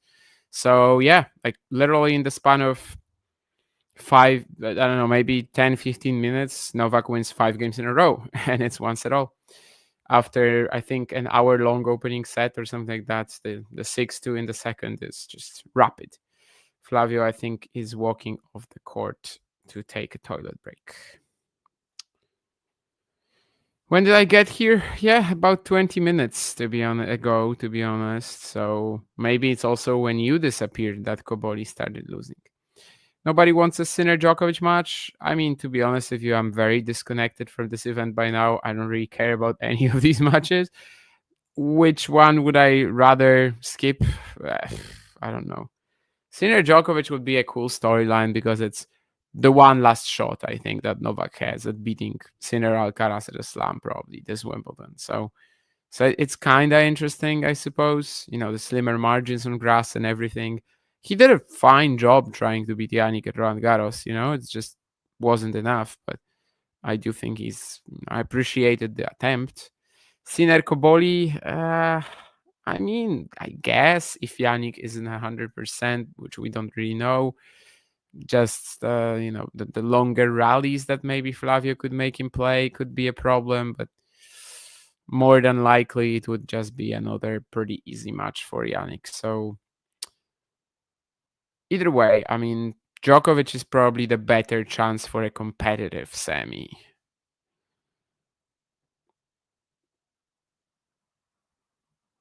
Alcaraz Fritz, I don't really have high expectations from. I mean, Carlos is pretty likely to drop a set, I would say, but I don't know if 3 of them is that realistic.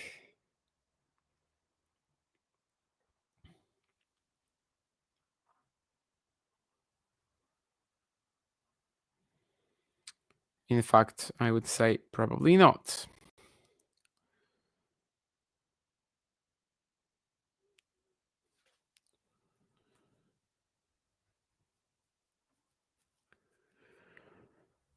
Everyone wants Alcaraz Sinner. Yeah, that's the one match I guess that would make me like tune into this Wimbledon from here. and you know, the women's competition is much more interesting, that's for sure. I don't know if the semis particularly, but I think a final combination will be fun. But yeah, Alcaraz Sinner is kind of the one thing that would make me probably tune into the final, depending on the challengers as well. But I mean, I'd still watch, even if I might not be able to like dedicate myself to it fully or whatever. But yeah, the men's event I think has pretty much died over the last few days, to be honest.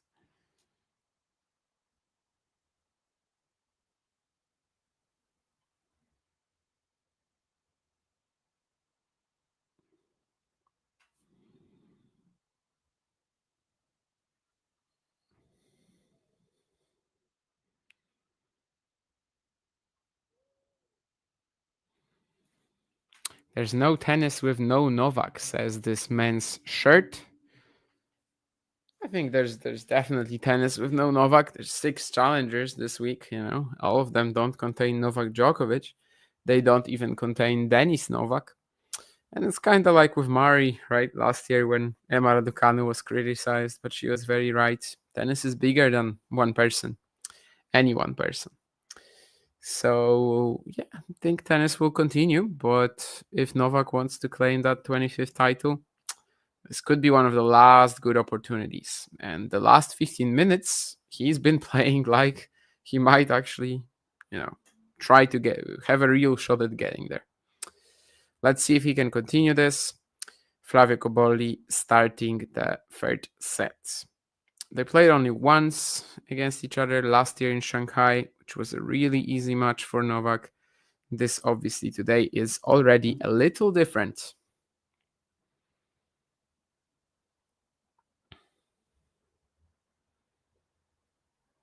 Approaches the net. I don't think Flavio will make this ball. Yeah.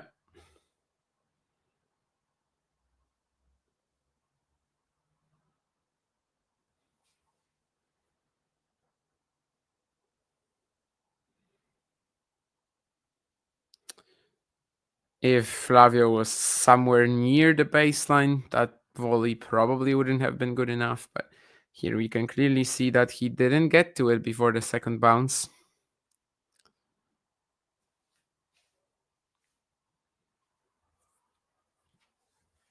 Which I guess was some sort of point of contention because we are watching the replay like 3 times. But it seemed pretty clear from the get-go that he didn't get there. Yeah, I mean, Flavio has lost the last 5 games in a row, right? So obviously stopping the rut would be the most important thing on his mind at the moment. But that's going to be difficult when Novak is returning like this. Just so much quality.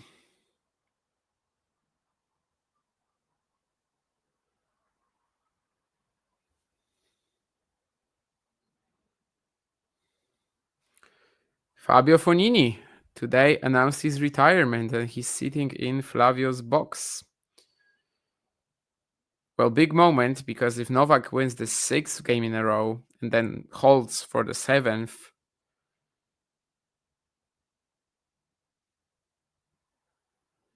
yeah, this is all just very safe from Cobolli. I don't really know what he's trying to achieve in this rally. Maybe he's going to win this, but he's just like, right now he's just praying not to miss, and eventually he will. Yeah, it's kind of like the balloon, you know, the bubble burst about 20 minutes ago, and now he's just in a complete avalanche. Let's see if he can stop this, but this is 6 games in a row for Novak, and Cobolli is struggling right now.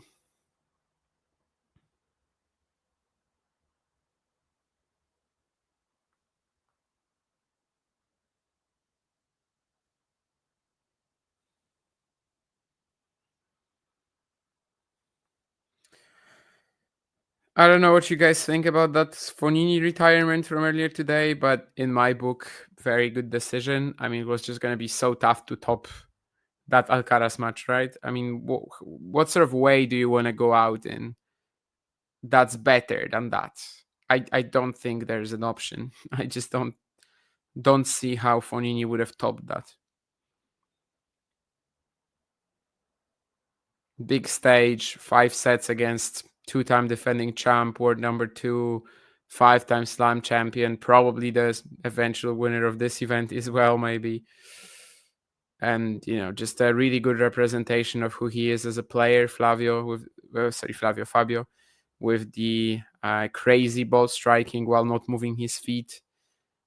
All season he had been horrible, and then he shows up and just plays a match like this. It's just so Fognini that I think it was the perfect send-off. And trying to top it or trying to find something that would be at least similar level, I don't think it really would have worked out. So in my opinion, he absolutely made the right call to say goodbye right now.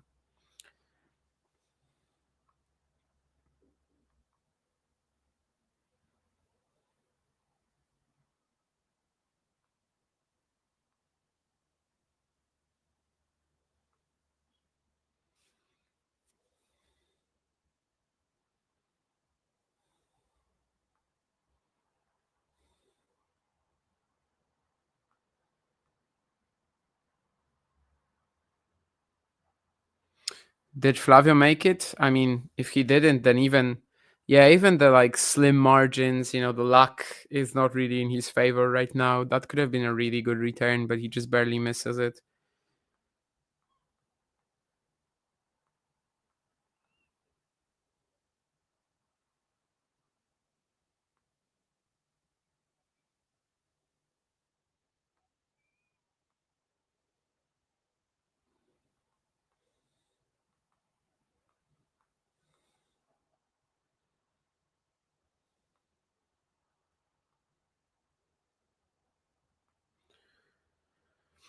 Well, that was not a similarly good attempt at a second serve return. Let's just say that. Flavio is hitting himself on the head with his racket.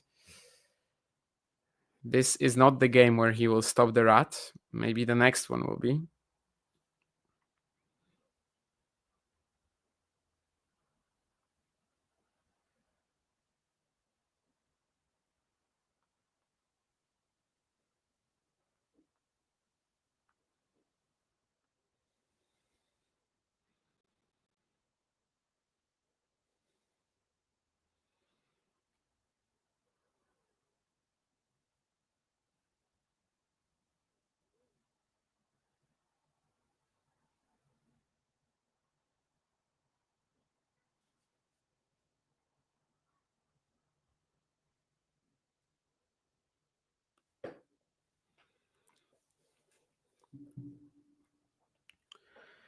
So yeah, Flavio, one last chance to get into this third set, really. Otherwise, you can basically just start thinking about the fourth.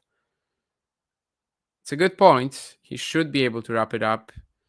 That wrong footing backhand, that was pretty cool. Gets on top of the net, puts away the backhand volley.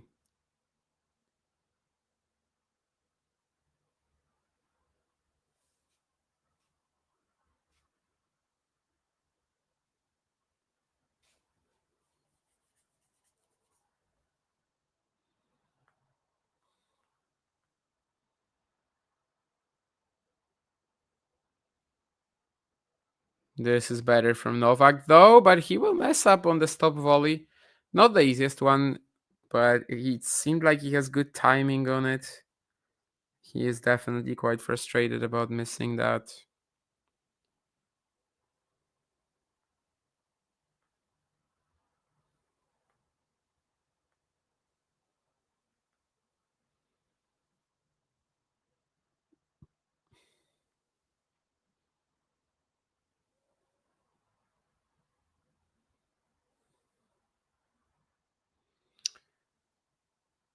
So if we are going to have a competitive quarterfinal from here, Flavio absolutely needs to claim this game, and it seems like he might.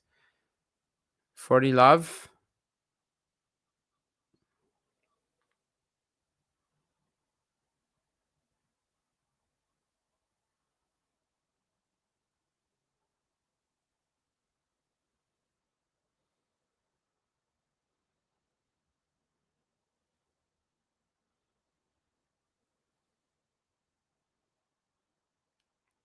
And he does get it eventually. So 2-1 Novak, 7 games in a row. That was what Djokovic had.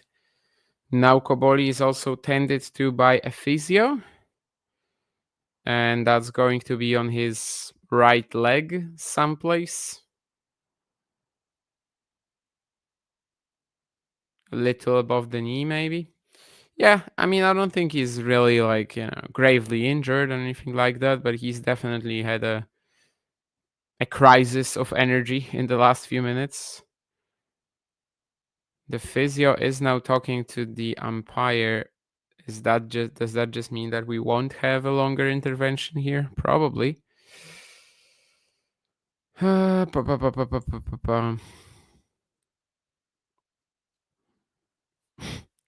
Is it true that with beating Mirra, Bencic absolutely died in my eyes? No, I mean, I did not care who won that much, to be honest. Bencic is probably easier for Świątek as well. Actually, I don't know. How would Anisimova versus Iga look, in my opinion? I think we've already seen that match a few times this event, to be honest. I think Iga is pretty well equipped to handle somebody like that right now. It's just another massive power hitter. She just need to avoid serving to her backhand, the second serves that sometimes she just very carelessly places in one direction. That's not, no, please don't. Novak has a bigger Italian to beat, yeah. I honestly, Snehil cannot get too excited about Sumit Nagal right now. I mean, he's peaked, I think. He's definitely better than a ranking of like 300 or wherever he is right now. But we've seen some absolutely amazing like growth from him in 2024, especially 68th in the world. I think that's really a lot for what he has in his game, for the lack of serve, especially for the backhand being just kind of like a throwaway shot in many respects. Yeah, he's got really good intensity of the ground, that's for sure. Very good baseline game, but I think that's kind of the ceiling for what he can achieve. So anyway, love 15 here. Can Flavio maybe get some sort of new burst of energy? He's definitely playing well in this rally, but will Novak eventually just find a way and outplay him? Not really. Flavio stretched wide to the forehand. He pulls off a very nice angle. And it's Novak who's going to be late to the ball now. 20 shots in this one.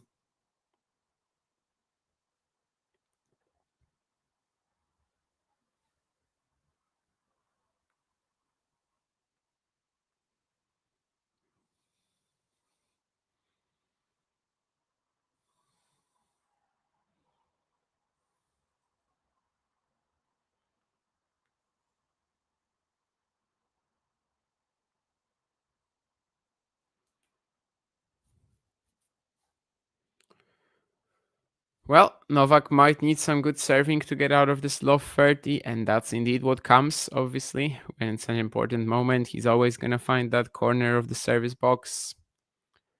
15-30.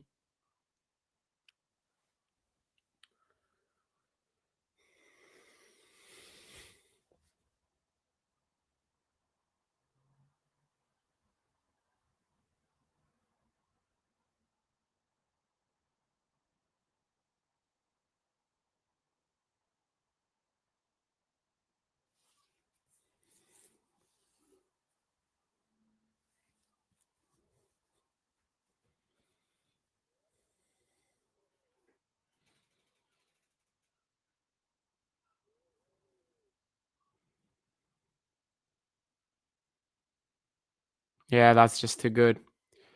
I mean, Cobolli is pretty quick, but the angle here from Novak on the backhand cross court is insane. You can also see very clearly, even, I don't know if we're going to get a replay, but the ball basically died when touching the ground. And it wasn't something that, originated from the grass being uneven. No, absolutely not.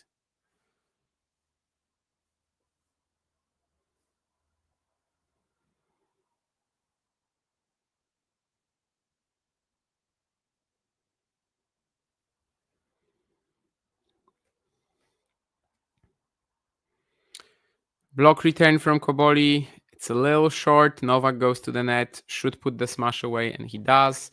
He's been a monster since dropping to love 30 in this game. Good serving, quality backhands, especially. I mean, presently it's very difficult for Cobolli to kind of like hang with him at all. I don't know how much Flavio has like just left mentally to. You know, it's been a very good tournament for him. Obviously, the matches weren't long, but still the best run of his career. He's defending well here. Novak is not going to follow this up to the net, which I think is a bit of a mistake. Stays at the baseline. Cobolli with a beautiful backhand line. Novak still gets it back with the squash shot, despite losing his balance. There's a great slide from him. Again, the squash shot. Holy hell. I mean, the movement from Novak in this rally was crazy, but maybe he paid the price eventually, as he is forced to start, just catching his breath a little bit here. I do think he eventually paid the price for some of the insane athleticism he was showing here. When he finally got a ball, he could hit from a more central position. He was in trouble, but we can see the slide here. Flavio is just laughing about it. I'm not really sure if he just means, Novak being quite insane, despite obviously losing the point. So it is deuce now. I don't know how he was playing the opening set, what his body language was, but I'd say over the last 20, 30 minutes, Flavio has definitely been laughing a lot and just kind of playing with a big smile, which also is the part of the match where he's not winning, obviously.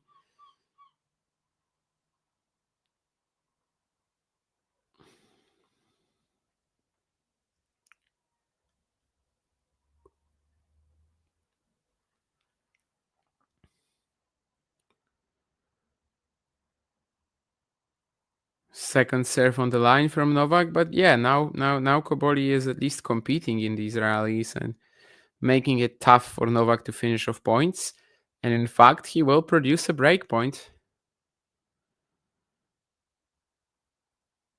That's the kind of tennis that I saw when I just turned this match on, right? It's like 2-all or whatever. There were a couple of rallies like this where Flavio is just moving very well. He's obviously so explosive, dynamic around the baseline. And if he can do that, then we might have a match. But then it was just like Novak wrapping everything up in 2 shots, serving incredibly well. So quite a key moment here. Breakpoint for Cobolli. Think that's a let.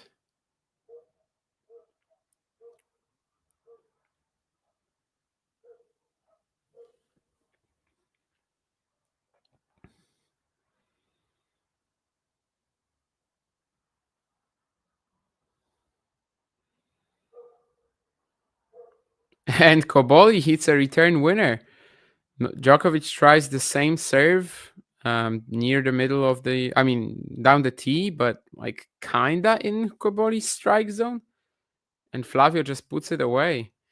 So it's 2 games all now. And kinda unexpectedly, do we have Cobolli back on track in this third set? I guess we'll know soon.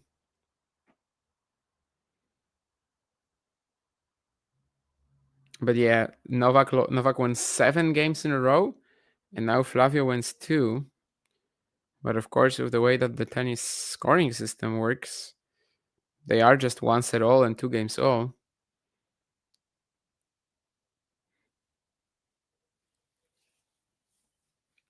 I like seeing Fonini in that box, that's for sure. Don't think outside of Pennetta matches we really ever had the chance to see him supporting his colleagues like that.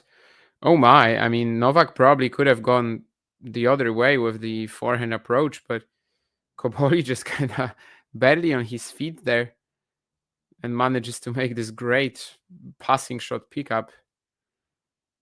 Oh my. Is he back in this? That's a crazy shot.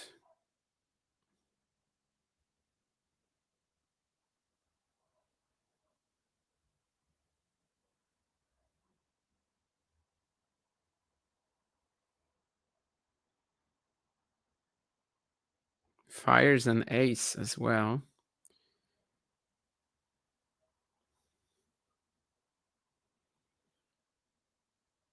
Cobolli's box looks as surprised as I am that Flavio is suddenly once more in this match.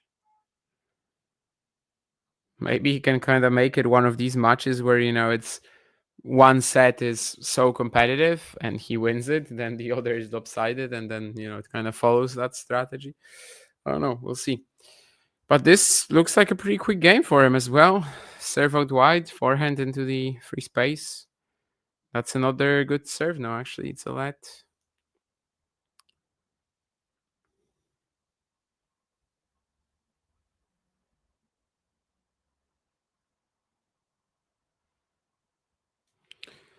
But that's another good serve. So yeah, what a perfect game from Cobolli here at 2-all. And suddenly he's back in this. Let's see if he can kind of apply more pressure to Novak in the next game, as that's maybe something that, he could use this momentum for. He lost 7 games in a row, now won 3. Maybe he can get a streak going as well. And once more, there's that physio tending to his right thigh.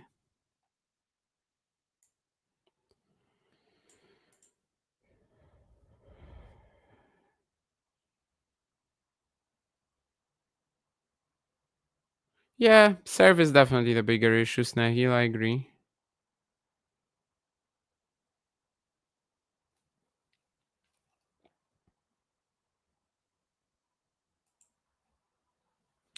Backhand is just kind of something that I watched recently, and I was like, for example, when he was playing Alan Ważny in Poznań and guys like that, and just ball striking wise was not really impressive at all.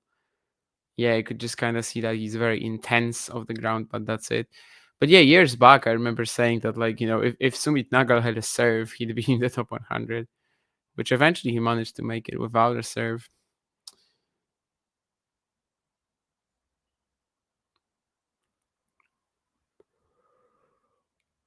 Also a pretty tumultuous career, of course. That hip injury he had, half a year missed and 500 in the rankings, barely keep him because of some Indian challenger results. He like barely kept himself within the range to play such events. Didn't need to go back to ITFs. Of course, all the financial stories as well. He's had a lot of difficult times in his career, that's for sure. And right now is another one of them. But of course, beating Tseng today, it's probably the best win of the season. I mean, I'd have to check, but I would imagine that might be the case. One of the best at the very least. Anyway, Djokovic serving at 2-3. Is this where Flavio can apply some more pressure? I don't hate the attempt here. It was kind of like, the point was asking for this kind of acceleration of the forehand. That's for sure. He misses it, but I think he needed to go for it here.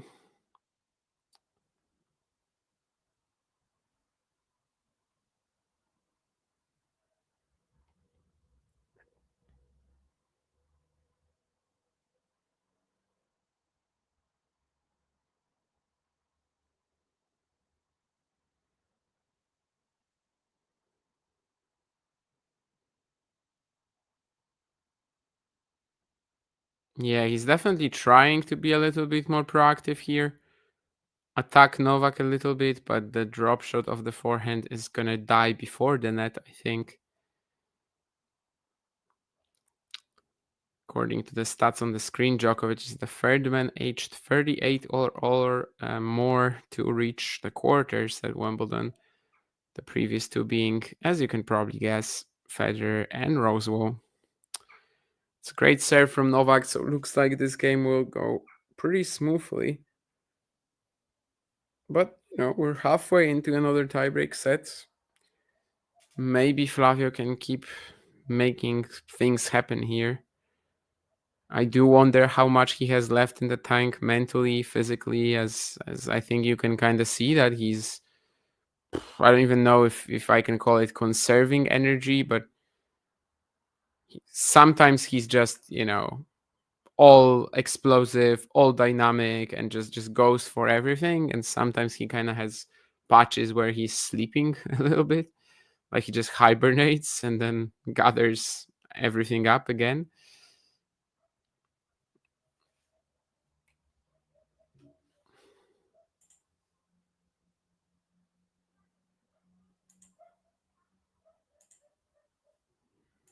Which is fair. And that's another crazy serve from Novak. So 3 games all.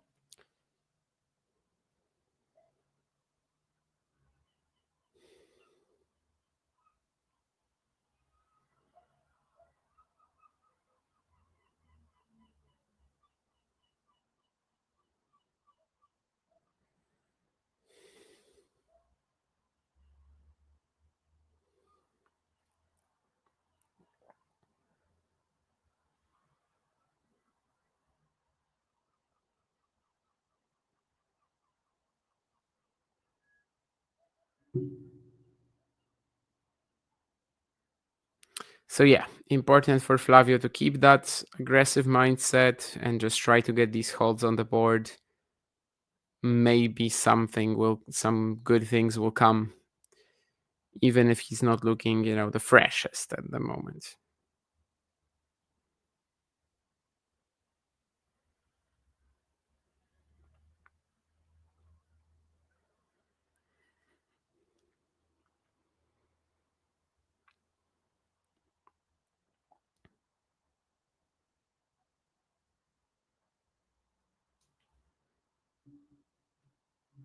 Obviously, 3 points on serve is exactly what he wants to see right now. This very well might be the key set of the match as well, right? Just imagine Flavio loses that. I don't know if presently he is ready for a comeback from 1-2 down. But if he wins it, we have a match on our hands for sure.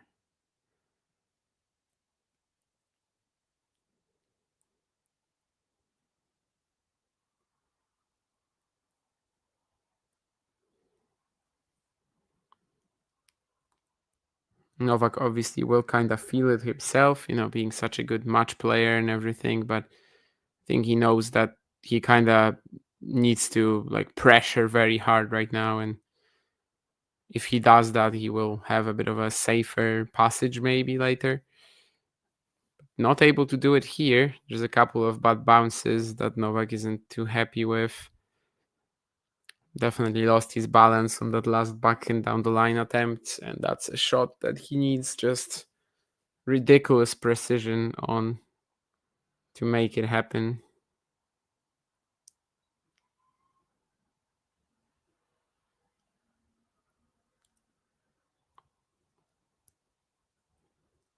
But that means 30-15 Cobolli.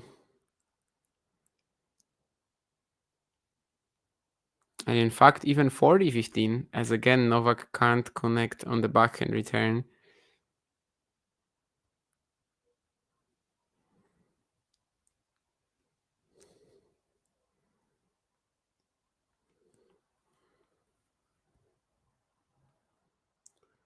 That's a good serve. Drive volley could have been better. The point is still alive. Novak tries to lob and Flavio misses the smash. So much happened here. I don't even know how to look at it, I mean, the initial volley from Cobolli the drive volley was obviously poorly placed. I think he's complaining about the sun in his eyes on the smash. Anyway, 40-30. I mean, if he can just close out this game more or less pain-free, that's exactly what he needs right now. Second serve, though. Probably try the kicker again at Djokovic's backhand if that's what Novak is struggling with right now. Yeah. And Djokovic misses it again.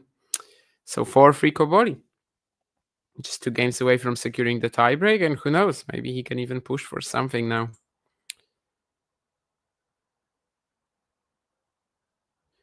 I don't think anyone is playing elite tennis on the women's side at Wimbledon this year. Barty 21, Rybakina 22 levels. I mean, we will see how Iga handles better opponents, especially potentially Sabalenka, but we could be talking about this Wimbledon run from her as that kind of performance if it's followed up. I don't hate it. I mean, Sabalenka is still playing elite tennis. I don't care that she almost lost to Zygmunt. You know, that's just a very specific opponent.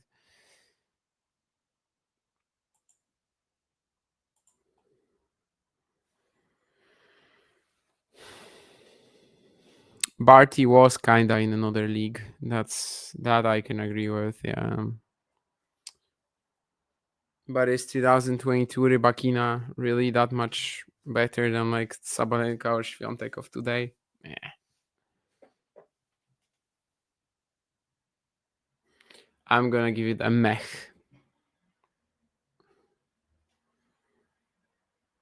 Even if that plus Australian Open 23 was probably the best we've seen Elena play. Well, Novak serving at 3-4. I won't start talking about how he's under pressure here, as you know, he's Djokovic, but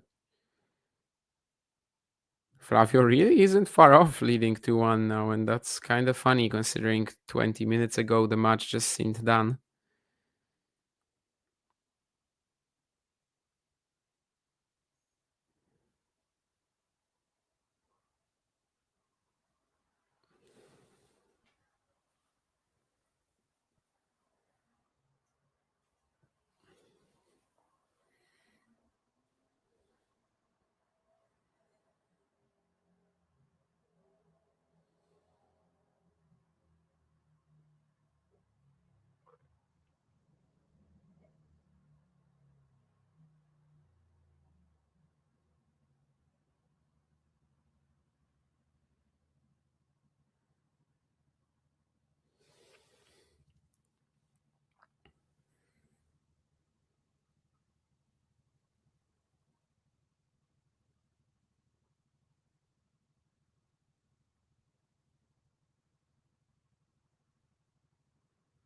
Nice backhand angle, cross court from Flavio.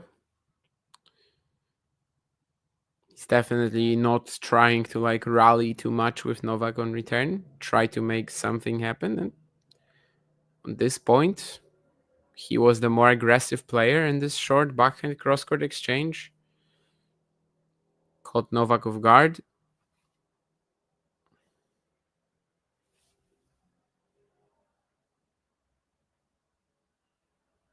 We'll have a second serve return to look at here. Oh.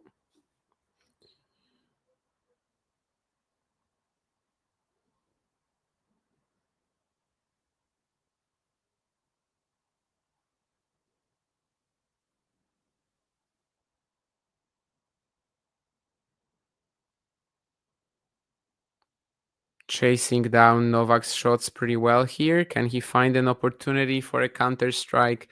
He did, but he nets that forehand down the line. Required some very good timing from him, and he just didn't quite get there.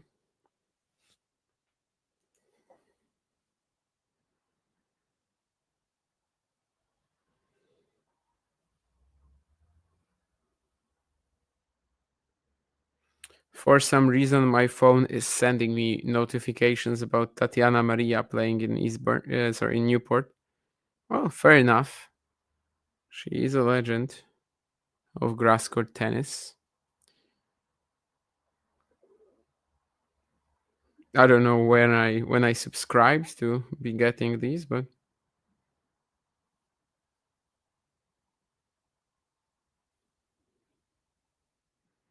why not?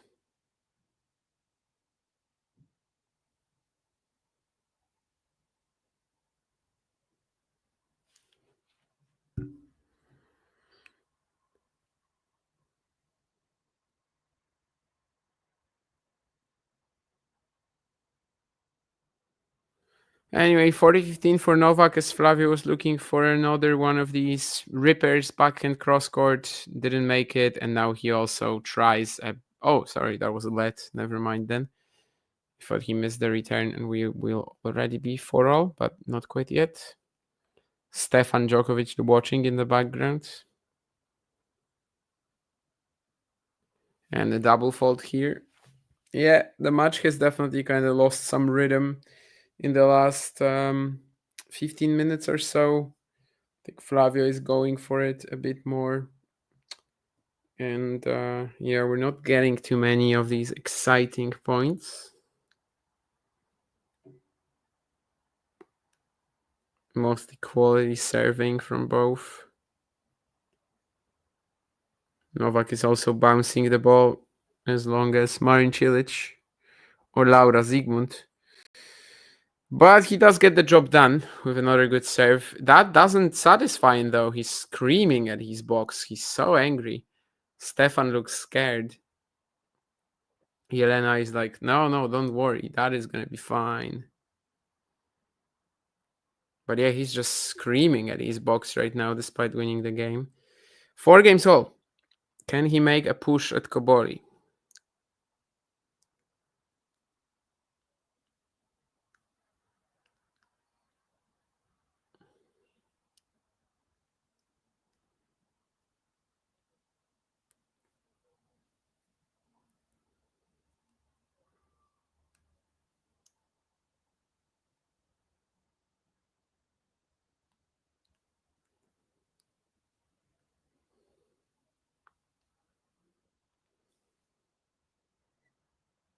Well, this is going to be a difficult game if he wants to get something as, well, 2 first serves from Flavio, and both of them, Novak doesn't quite make the return, so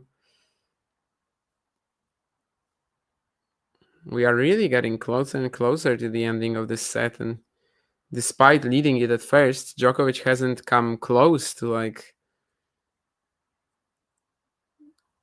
making his advantage matter. Maybe it's even come to a point where we don't know if he has that advantage in this set. 3 unreturned serves from Cobolli here. Can he wrap it up with the 4th? That would be a perfect stress-free, not energy-consuming game. Novak does make the return, but Flavio quickly puts it away. So 5 for Cobolli. And after the changeover, Novak will be serving not to go 1-2 down.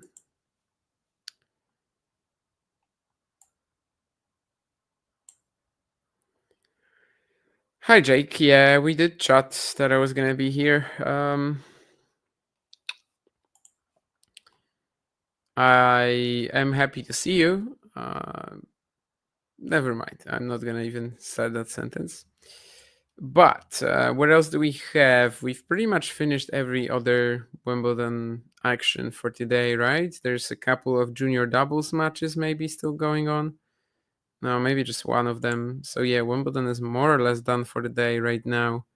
Tomorrow we will have the women's singles semifinals, of course, and also the mixed doubles final, plus gentlemen's doubles semifinals, with Granollers Zeballos trying to get their 2nd consecutive Grand Slam title. Would be really funny if they, struggle to get over the line there for so many years, and then they just go on a rampage. They win like 5 slams in a row. Probably not possible, but who knows? They are in the semis. For men's singles semifinals, we will obviously have to wait until Friday, when Carlos Alcaraz will take Taylor Fritz in the first match on center court, and in the second match, Yannick Sinner will play against either of these 2 guys, Flavio Cobolli or Novak Djokovic. Someone double check me, but I think it would be the first all-Italian semifinal in Grand Slam history. Obviously, Sinner and Musetti were in the semifinals at the French, but it was different halves.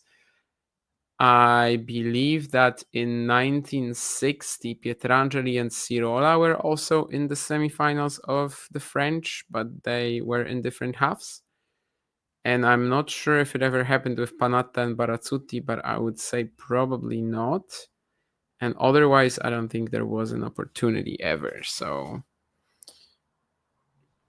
yeah, I think it would be the first all-Italian semi-final in Grand Slam history. Otherwise, we might just get another Sinner Djokovic, just like at Roland Garros, where it was a good 3-hour-long match, although won in straight sets by Yannick. So far, the last 6 slams have been traded between Sinner and Alcaraz. But if we go even further back, then add Djokovic to that group. Well, looks like this one might also stay in that Sinner, Alcaraz, Djokovic realm. What was the last one then? I mean, Novak won 22 Wimbledon. 22 French, I suppose, would have been the last slam that neither of these 2 players won. Neither of these 3 players won. And while Cobolli and Fritz are still in the event, well, they are still pretty unlikely to claim the title, I suppose. Well, love 30, Cobolli trying to make things happen with these 2 wrong-footing backhands line. He's going to miss it, so looks like this game will not be too impactful, not too interesting either, as we are just getting closer and closer to that tiebreak. But maybe that one final step that they have to take will actually turn out more difficult than the previous ones. Who knows? Novak serving at 40 love. Flavio tries to run around and just dumps it into the middle of the net. Yeah, I think he's definitely been using a pretty, I would say, non-energy consuming approach on the return the last few games. As long as he's holding, that is perfectly fine. Let's see. 68 minutes in the opening set, 26 in the second, 45 in the third. So it's kind of in between. But of course, if it goes to a tiebreak, then it will be much closer to the first than it is to the second. Let's see. Last game, I mean, Novak was barely returning Cobolli's serve. There was 1+1 winner from Flavio, but otherwise it was all unreturned serves. And that's also how the next game starts. Flavio will, of course, break the top 20 on Monday, regardless of how this match ends. I think number 19 is the lowest he could go right now. But with a potential win here over Novak, it would be even higher. I don't know if, he's clearly in this match. He's clearly capable of at least pushing Novak still and maybe even winning this. Who knows?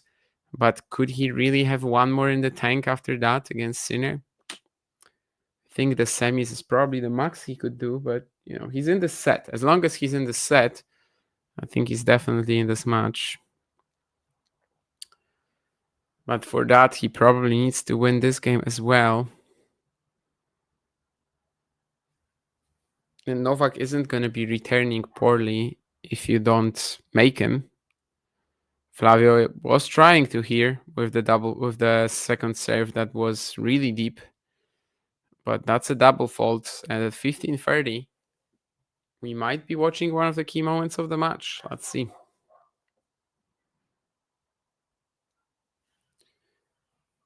Fornini is like, I want to jump and onto the court and just play this, I gave Alcaraz 5 sets. I can give this Djokovic guy 5 sets too.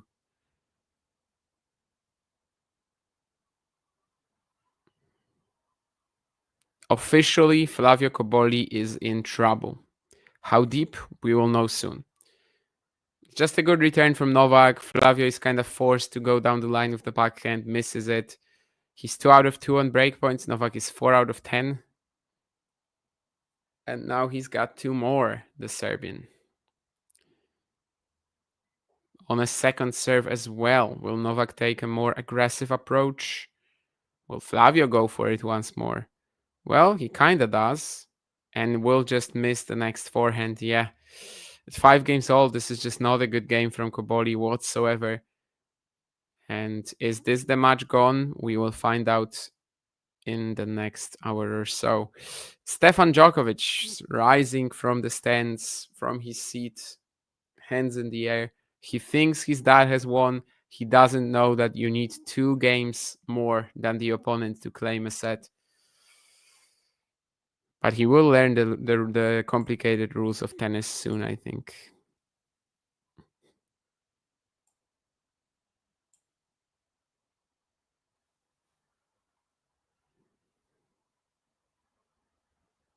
Yes, Nahil, I thought this match is over too, and Novak was a breakup in the third and won 7 in a row.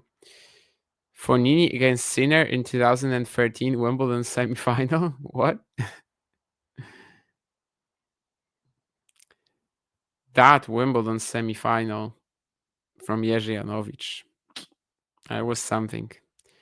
Players of, that's Polish tennis history. The shared trade between Janowicz and Kubot in the quarters. And then obviously the semi against Murray, where he also had a shot, 4-1 in the third. Who knows? Who did Novak play in the semis that year? Gasquet, I suppose, right? 2013? No, not Gasquet. Del Potro. Gasquet was 2015. Yeah, Del Potro. That was a decent match as well. Then Dimitrov in 2014. And of course, yeah, the bottom half was Murray Janowicz.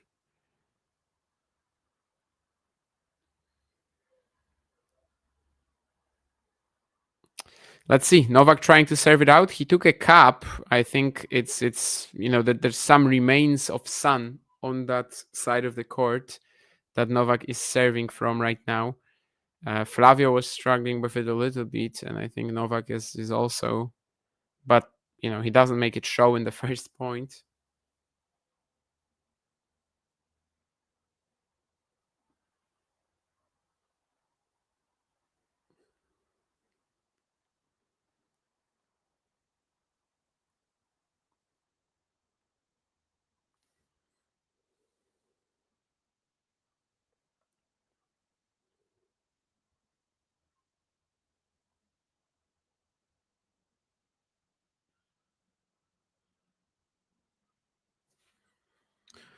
Trading some ground strokes, more or less middle of the court. Will Cobolli try to attack this time? Not really. And Novak swoops in with the backhand drop shot. It's not perfect, but the lob is really good. Flavio is running for it. He will get it back in play. And seeing how Novak is not the best smasher, maybe he still has a shot. But Novak follows up a pretty decent smash with an insane drop shot. And what a point it is. And I wouldn't be surprised if Flavio is kind of gassed after this one. He did cover a lot of ground. Got a couple of insane gets, to be honest. I mean, even the one from behind his back instead of a tweener, that was really good. And then this smash as well that he got in back in play. But Novak just very nicely, calmly, senses the opportunity for a drop shot, executes it perfectly well. So it's 30 love now, just 2 points away from the set and leading 2-1.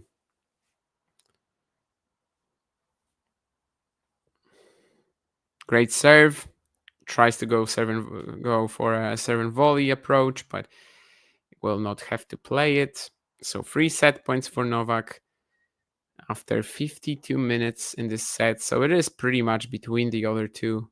Although 26 minutes in the second, that was still way more rapid than the first one was slow. Anyway, 40 love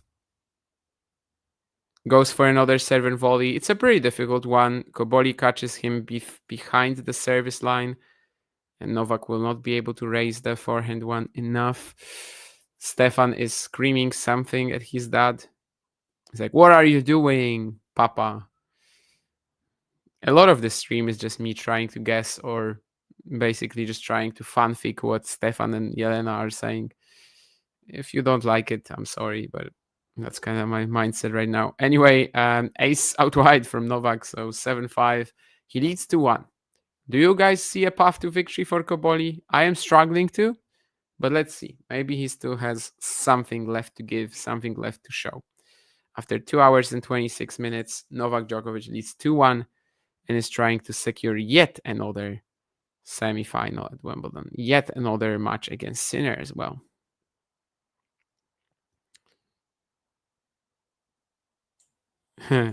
Yeah, indeed. He did kind of just like jump instantly when Novak got that break. And I don't think Jelena pushed him to. I think he did get that it was a key game. I mean, Nurlan surely knows Adele, no?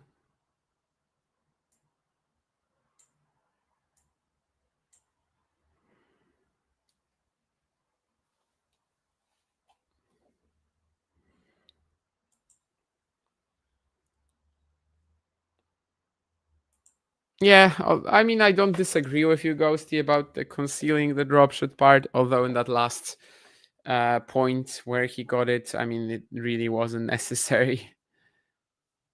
We're watching some sort of a rally on replay. I think it's actually that one, yeah. The second one in the second point of the last game. Flavio covering so much ground. I wonder if we're gonna get a stat about that, but can very clearly see that Novak is in control, and then the drop shot just kills Cobolli since he's 3 meters behind the baseline. 41 meters covered by Novak, 72 by Flavio. That's what I was hoping for, and we did get it in the end, that comparison. Well, that was the last moment that Cobolli had to fight back in this match. Wasn't it? Sorry, in the set. Sorry, I don't want to be that sort of like, that quick with it.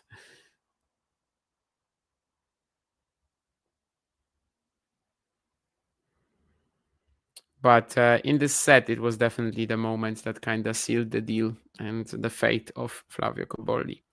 Anyway, Cobolli serving first in the fourth set. He lost his first 2 games in the previous set and actually was able to fight back. So let's see how he starts this time. It's another crazy point, and he's going to lose it. But that counter he played, forehand cross-court, was insane. And it kept him in it. He showed some good improvisation as well, middle of the court on that little short slice. But the legs kind of gave up on that last shot as well, which again, very understandable, because just like in the second point of the last game of the third set, he was just running twice as much as Novak.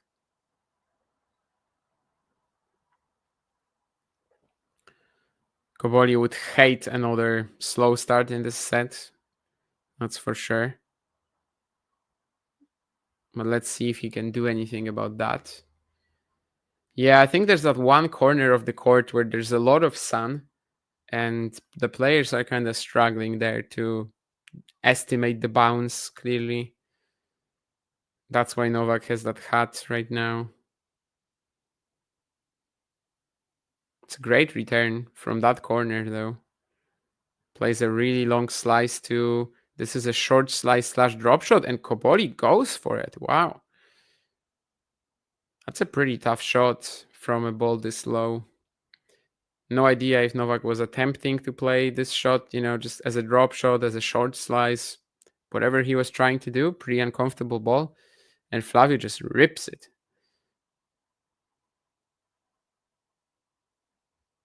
That's a crazy return, though. I mean, you can. This should be shown in like tennis academies, There's like zero swing on that.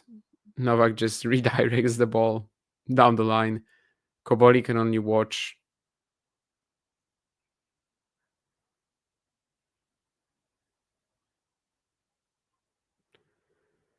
Again, Flavio going for a bit more in that short backhand cross-court exchange, and it's actually Novak who will eventually make an error first.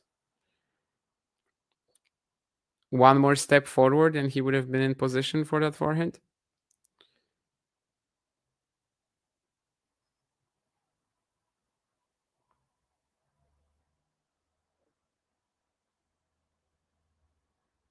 Good reaction on return to push it to deuce. A lot of shots of Fabio shown. As I said, not the most common view in like another Italian's box, I don't think, but announced his retirement during a press conference at Wimbledon today. And I think he said that he kind of doesn't have much to like be disappointed with regarding his career, because he thinks he was playing in an era with basically the best players of all time, and that winning a slam was unattainable for him. Honestly, I don't mind him saying this. I mean, what was the best result he got at a slam quarterfinal? And yeah, he just never really came close. And part of that, obviously, was the players that he was facing. Well, Cobolli gets the first game. So his hopes of prolonging this affair are still alive. And the very moment that I said it, we also have Vansh on the stream. I don't know if he's ready, but he's probably ready. Yeah, he's typically ready. quite whenever he joins. Hello, Vansh. Cobolli, Djokovic, do you still believe? That Cobolli is going to win the fourth. The match? I mean, no, not really. But there was a point in the third where I was like, he could. And then now I think it's going to be harder. But, I still expect a decently tight set. It's kind of feel like Djokovic is stepping it up more on the big points and kind of finding his range, working the point a little bit better as the match has gone along. I think Cobolli is also kind of fried, just like mentally, physically by now with the whole tournament. Yeah. The last set, he was just taking a very aggressive approach on return.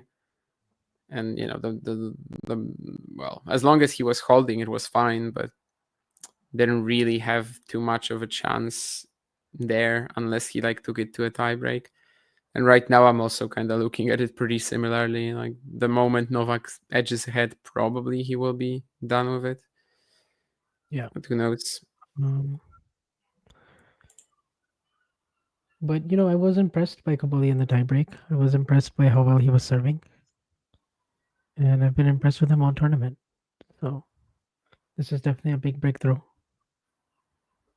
Yeah, we do need that Californian sunshine on the stream today, that's for sure. I've been a little critical of the tournament, let's just say. Well, not of the tournament, but just, saying that I'm not interested in any of these matches anymore. Well, I mean, I think we're pretty much getting the 4 semifinalists I thought we would get despite all the chaos. It still seemed very likely that Sinner and Djokovic were going to make it. Obviously, there was People are overrating the sort of chaos that we got. Right, we that's didn't what actually I'm get saying. any meaningful chaos, Like the chaos that we got was like the first 2 days between seeds who were vulnerable. Between irrelevant players as well. Yeah, That's kind of, yeah. Like the Medvedev, Zverev, Runa, Berrettini, like those kind of players. I mean, Berrettini I don't even really count, but I saw a tweet what I mean. yesterday that I think it could have been Isabel, actually. I think it was Isabel who was like, okay, so even though my bracket was exploded or something like that, I still got one semifinal correct. And her semifinalists were Djokovic, Sinner, Fritz, and Alcaraz. And I'm like, okay, so your bracket hasn't exploded, actually. How can you say your bracket exploded when all 4 of your semifinalists are still there, right? Right, like the first week probably it did, and then you're like, actually, I mean, probably, go to those matches. yeah. I just think people just overrate how chaotic this has been or something like that, because it kind of hasn't.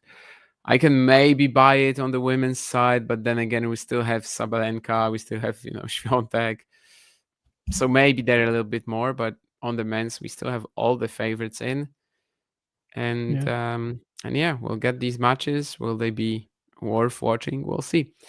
Of course, after the stream, we'll also talk for a second about the potential semi-final between Sinner Djokovic or Sinner Cobolli. But for now, let's see how Novak reacts in that second game of the 4th set. Yeah. I do think this has been close enough that I would be surprised if Djokovic just ran away with the 4th easily. I do think Cobolli is still kind of hanging in there and making Djokovic work from the back of the court. He's so quick.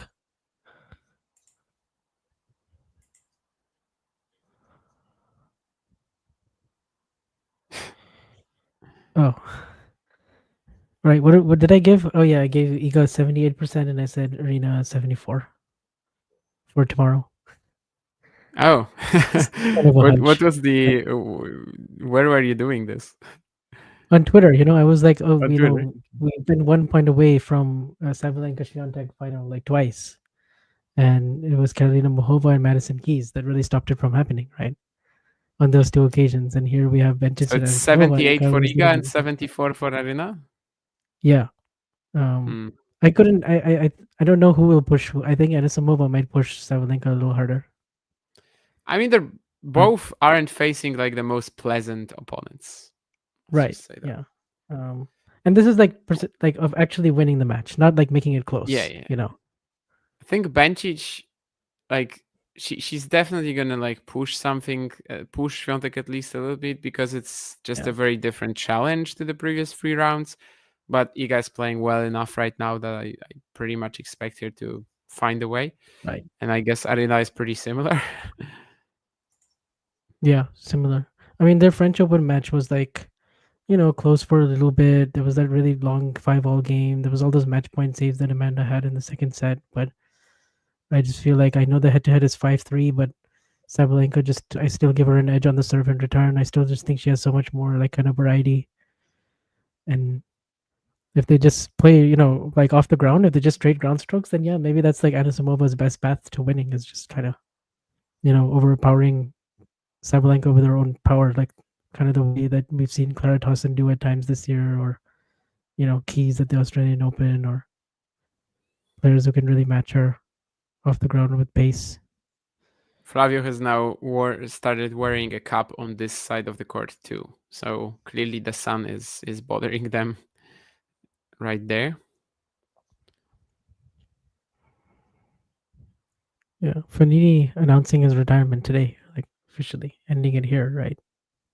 Yeah, and watching this match here in Cobolli's box, honestly, great way to go out. I mean, I don't think he could have pushed for anything more. There's no Rome after Wimbledon.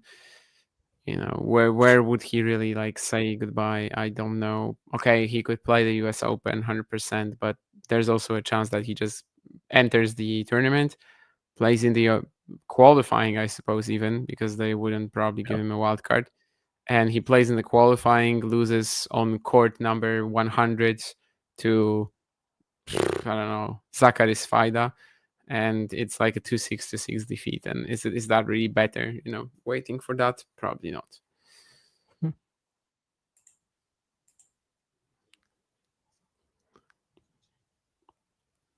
Yeah. Also, Cobolli's leg was something that got worked on during the changeovers. Do you see anything with that? Or was that more just like, the tournament catching up to him, and also just I think it's the tournament catching up to him Djokovic than anything else. Yeah, he's definitely had dips of energy in this match, kind of trying to work a little bit like in batches, I would say. Sometimes he's going to have a game where he's just trying to go for it and then barely consuming any energy. But on the other hand, there are games where he clearly is still, fit enough to play, fit enough to compete. So I think it's just the tournament catching up to him. And I know he hasn't played that much because, the matches were quick, more or less. But yeah, it's perfectly fair in his first quarterfinal, first big run at this level. And as we can see by this point right now at 15:30, he still moves very well, is able to outplay Novak in this like positional rally, fire that inside in winner. Yeah. So getting decent pop on the serve and the forehand, and that's keeping him close in this. Yeah. I imagine you said that after the 30-all point, which was literally the serve and the forehand. The 40-30 point is just the serve. So it's 2-1 Cobolli, and he keeps himself alive here. Bill Ackman is playing already, by the way. Oh, yeah. I gotta see the scores for that, honestly. Oh, they got a game. They got a game? Yep. Okay. I mean, he's playing with one of the best doubles players ever, really. So also somebody who's been playing pickleball only. Yeah, pickleball and one of the best ever. I mean, how many slams does Jack Sock have? 3? 3, I believe. Yeah, 1 with Vasek and 2 with Mike Bryan. I mean, but I know there was this very annoying narrative among American fans that Jack Sock is the best player in the world. Like 5 years ago, everybody was saying it. Oh, the best? That would be a big stretch. One of the best, sure, but there was a narrative like that when he was winning Indian Wells with Isner, that like anybody who plays with Sock, they're just going to be amazing. And I think this was mostly based on Laver Cup, because most people just don't watch doubles, outside of like Laver Cup. And they just watched some very good performances from him there. He was very good there. But yeah, I mean, one of the best I was fine with. I think back then I used to say Mate Pavic is the best player in the world for me, like in the of this era, more or less. Which still I would probably support. But yeah, anyway, they got a game, which I'm assuming was on Sock's serve, and I think they lost Akman's, but they still got 2 points. 2 points. I have to turn it on in a moment Yeah, just to I see kind of want to what's see how happening does there. this Ackman guy, how does he serve? You know, how does he hit the ball? Yeah. I'm curious. Well, a friend of mine has texted me about this, and I will read you the messages, which is, put me out there, FFS, this guy can't serve at all. And also, this has to be the lowest quality tennis match of all time. I want Forlan back. Oh gosh. Okay, I can only imagine, but now I got to actually see it for myself. Yeah, me too. I will turn it on my phone.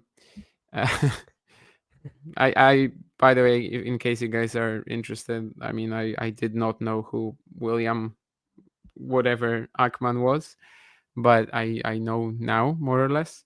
And basically, it just depends on which political option you are. But after I made a tweet about his wildcards, there's like 10 comments there that are saying the guy is the worst, basically the worst human being on the planet.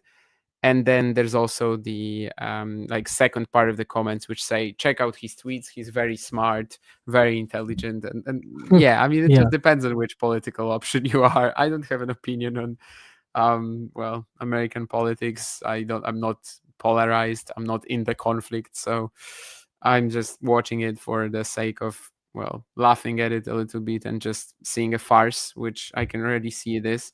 I mean, Tomic and Jessica are not playing, by the way. Like, they're literally giving him a chance to play shots. Yeah, they are literally just giving him the ball and not targeting him. They're playing pretty soft at him. They know they're going to win, and it is a farce, as you could probably expect. In fact, I want it to be as much of a farce as possible, because this just should never have happened. Yeah, to me, that's kind of the biggest story, that this is actually happening. Like, this 59-year-old hedge fund person got a wild card, and he can barely hit anything. Yeah, I'm watching it right now. Like, they got one game, I guess, but Bernard Tomic is like just on the Tommy's court, but playing not really on the super court. You know? casually, yeah. Yeah.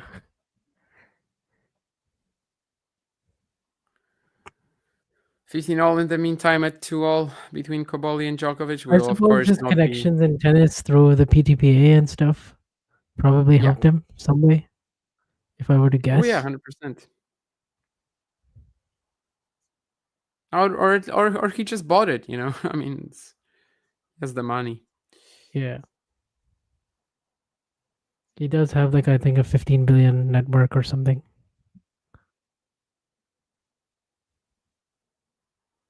And I think he just wrapped up a volley at the net, which Yeah. again, yeah, I mean, they're just playing very casually. This feels like an exhibition right now, rather than a It serious match. absolutely is an exhibition, yeah. See, like, so many people just standing behind him. Mm-hmm. Yeah, this court doesn't seem to have any seating, so I think that's the only way they can watch. But yeah.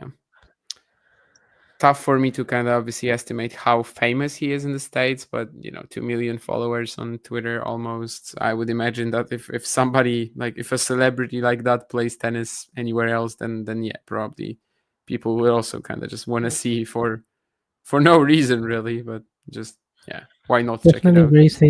Definitely well known in the US, and also very well known in New York, especially.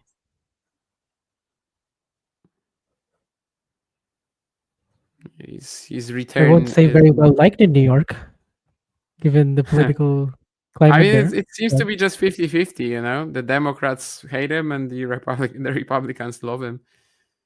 Yeah. I just, the duality of these comments that I was getting under my post was really funny to me.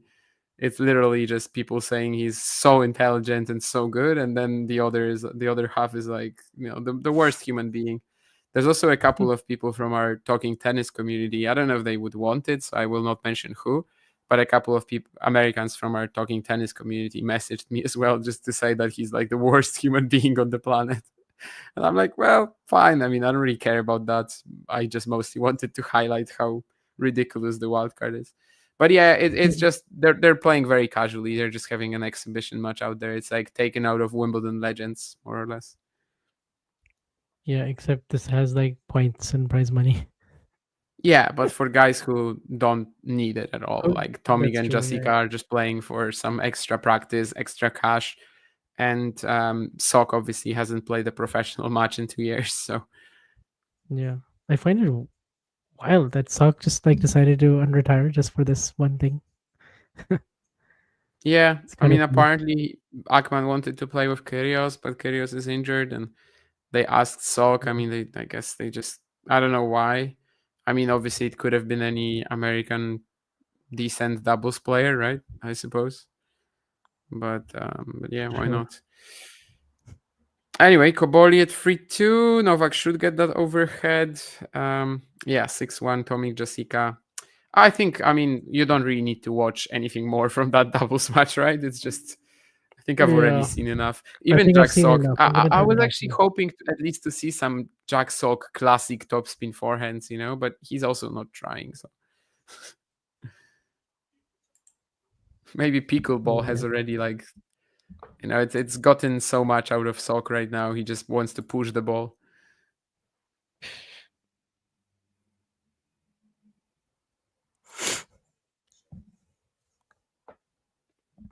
Is tennis a lot harder to run because they play in so many different countries within the year than other sports? Probably. Yeah. Yeah, that makes it really hard.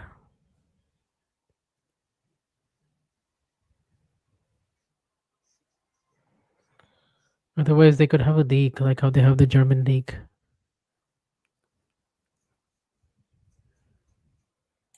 I think, Nurlan, What's that called if you again? start learning 30 Spanish words per day after a year, you are not gonna know it at a really decent level. Like you might know some vocabulary, but you will not be able to construct a sentence. So What is the German league that they do with the tennis? It's like Bundesliga or something. Bundesliga, yeah.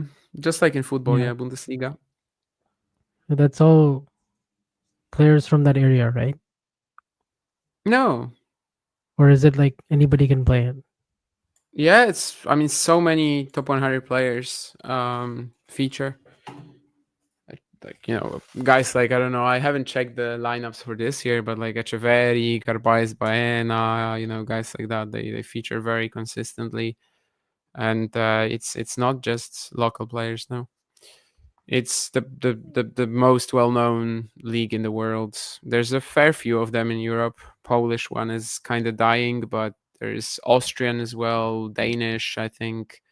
French is popular, but French is at the end of the year, so it's during the off season. But Bundesliga just plays in the summer on Sundays, and it's actually very popular in Germany. Like people actually cheer for their teams, but it's not local players. I mean, at least in the But like, top what are the stakes? flight. Just some money, for the clubs. I mean, for the players, obviously as well. I mean, the players are paid very, very well. In many cases, they just earn, they can earn more than during the tournaments.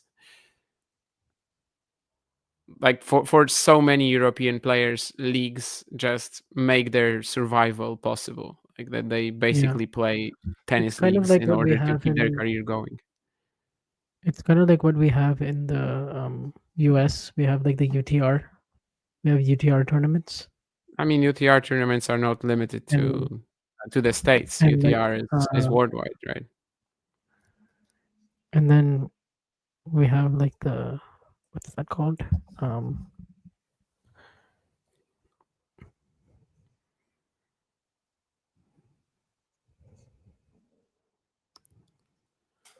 I don't know, but yeah, UTRs also pay much better, and that's another option for people to keep their careers going right now. But yeah, UTRs are not American. I mean, they are American, that the company is American, but it is worldwide. Every single week we have a number of UTR events all over the world. Yeah, there's like the pro tennis tour calendar that they have. Yeah. Bundesliga is Snehil. Any sport can have a Bundesliga because Bundes just basically means like German. So it's like German league in any sport. It doesn't. There's a It, lot of it doesn't players actually. in that The name doesn't have any connection to football. sort of 500 to 1200 in the rankings. They play a lot of those leagues, UTR Oh, leagues.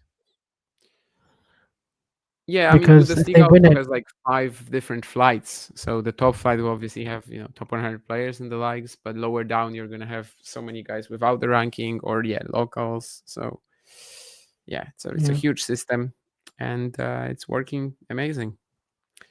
Cobolli Mm. 1530 here, but again, that serve plus 1 shot, it's still kind of working out for him. Yeah.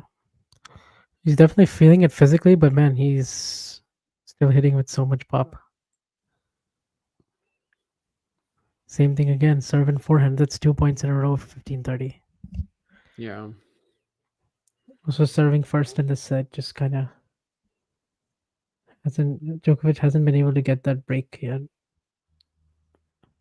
Break point.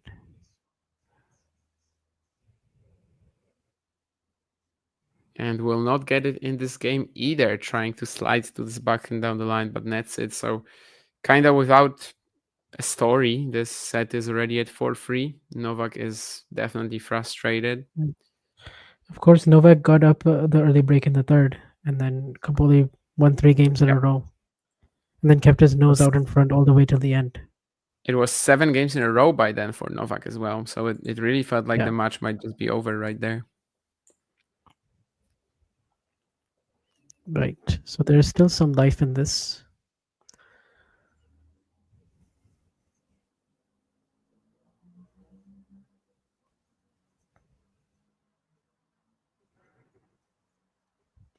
Did you see any of the Shelton Sinner match? No, literally not a point. Yeah, I watched some of it. Yeah, it was kind of what you would have expected from a healthy Sinner. Let's put it that way.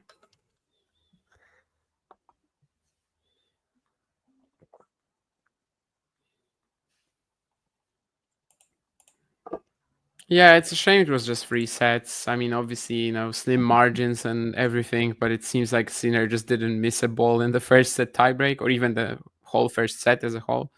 And Well, he only made just one one. unforced the whole first set, and he Exactly, only lost, he only lost 2 points on his serve, which I mean kind of just speaks to the quality gap there in terms of the returning.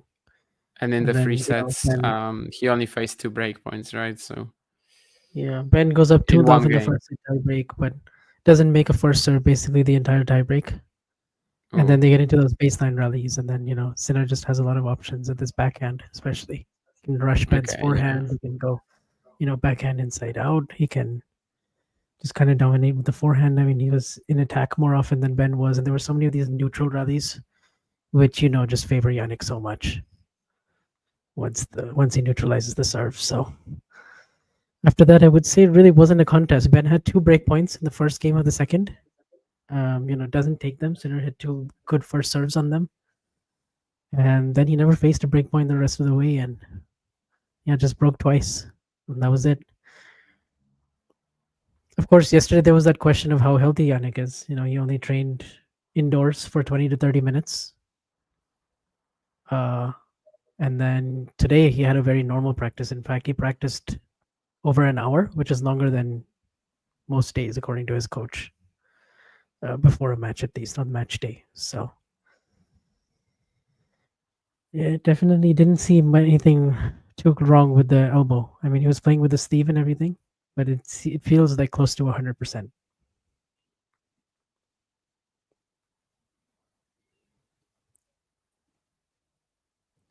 Of course, we will see if Novak, if he gets through, if he's able to push him in more ways than he was at Roland Garros and more than Yannick's previous opponents, which I guess we can talk about after this. Yeah. We will talk about the potential, the semi-final that will be set up after this match. 3-4, 15 all. No, Ghosty, I'm not saying he was faking it. There was definitely something wrong again in the Dimitrov match. I just think whatever it is, it's not serious enough for him to. He also canceled his practice, right? So like Yeah, he yeah. doesn't So do why that would he do if that if he he's was faking it? healthy. So, Yeah. So no, I don't think he was faking. I think in general, I don't think we've really seen Sinner fake anything. Like Yeah. he's definitely showing it a lot, and like maybe sometimes they're overplaying his injuries, but I don't think we've ever really seen him just like come up with something that isn't there at all. Yeah, I mean, it's the same thing when we've seen Rafa get injured or Djokovic get injured. It's the same kind of discourse that you see online. Yeah, It's mostly I think from Rafa fans. was just like not contributing to it at all. Novak and Yannick definitely kind of just are tempted to show you in your face that I'm struggling. Rafa Yeah. just, I guess, was injured a lot, and that's why it originated. He just always played with something. Yeah, but in his case, he wasn't like very desperate to show it. Right.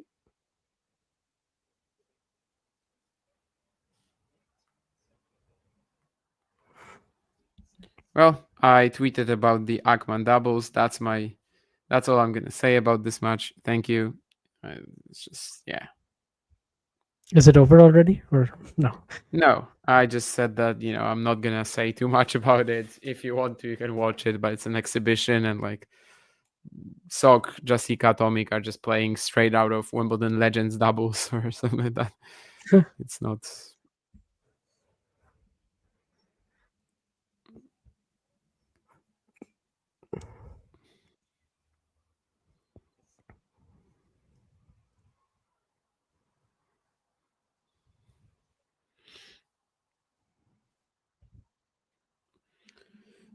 A couple of talented young players from the States could have gotten that wild card. But anyway, 3-4, 40-30.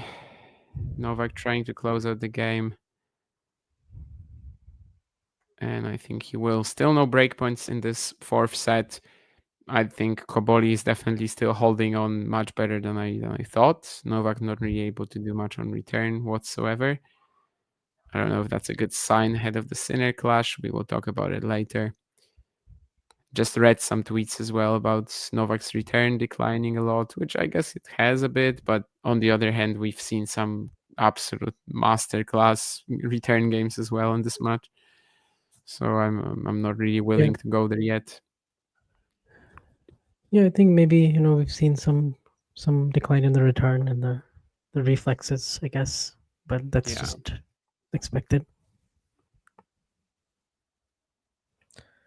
That has definitely been an issue in the center matchup. What was it, like 40 something games where he didn't get to breakpoint on center serve? All right, yeah, before he finally did at Roland Garros. I forgot about this streak. Speaking of good returns, Novak finding the baseline here. Gets the first point. Is this the game?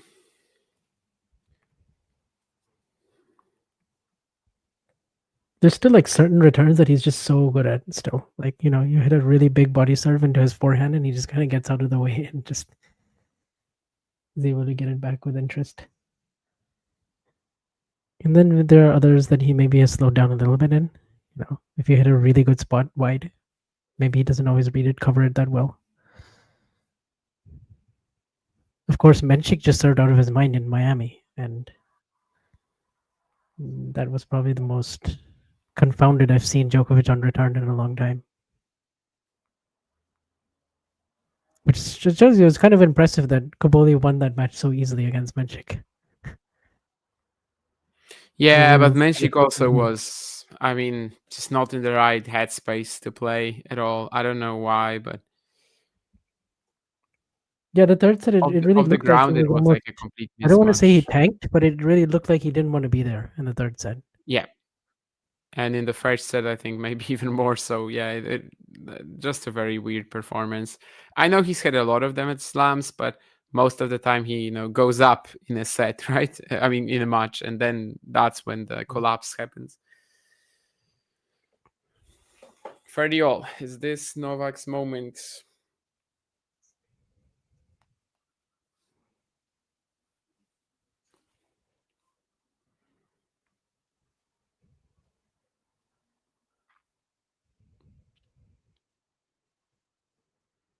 Yeah, let's see. Cobolli needs a good serve here at 30-all.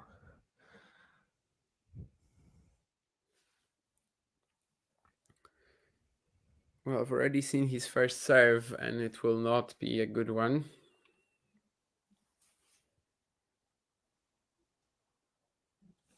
Yes, indeed. Djokovic kind of pounces here. He can sense this is his time to break. And, yeah, strong backhand cross court. Cobolli not really able to absorb it, so break point. Yeah, these are the shots where you can kind of see Flavio is a little, energy-wise, he's not quite what he was at the beginning Yeah, of the match, I let's mean, say. yeah, the intensity is definitely dipped from him here. He's now another second serve. He's going to try to dominate with the forehand, I guess.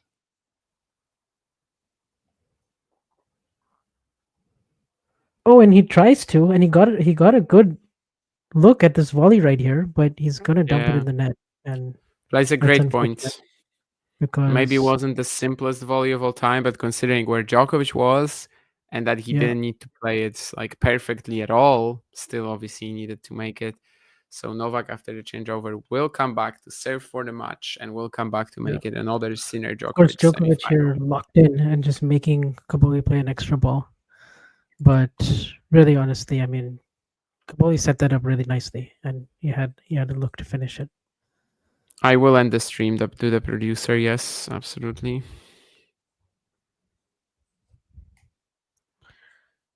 But yeah, I mean, this match I think is more or less what I expected. I thought Cobolli would win a set, and he did, and he's showed up. This is definitely a match that Djokovic needed to play well in. So I mean, obviously, Sean, there is truth to what you're saying. All of the big three kind of needed to keep adjusting either to the new rivals or to themselves, and they keep growing as players. Of course, Federer and Nadal not really; they don't keep growing anymore, but Djokovic still does, in some respects at least, while obviously yeah. naturally losing the others to decline. But anyway, he does have a chance to serve for it and get a pretty comfortable, pretty moderate win that would not like tarnish his chances against Sinner. But maybe Flavio has something else for us. Maybe he still has one more crazy game that could get him back into this. Let's see. When was last? Oh yeah, Federer's last Wimbledon was 2021. But even in 2025, he's still on fire. He's still got Iga, he's still got Flavio, he's still got Ben. They all made the quarters. Joao Fonseca also in the draw, sponsored by On. Yeah, pretty soon he'll be making these quarterfinals too. Yeah, it's a shame he didn't get that fourth round, because it would have been, very funny if Australia second round, Roland Garros third round, Wimbledon fourth round, US Open quarters, and then I guess he wins the French. No, he would have to win Wimbledon, because he would have to win next Wimbledon. Probably won't happen, but yeah, he will of course be making rounds like this. Just 2 points away now, Novak.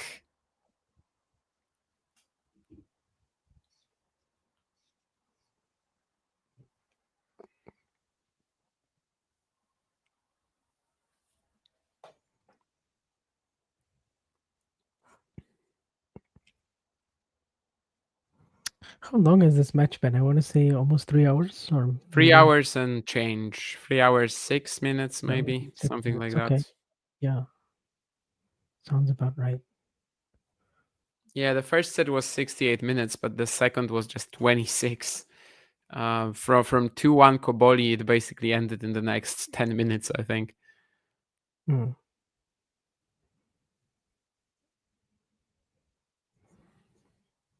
When Cobolli has time on his backhand, he can really crunch it like he did there. But when Novak gets a decent amount of depth, and he's able to be more aggressive on that side, then I think Cobolli has struggled to defend it.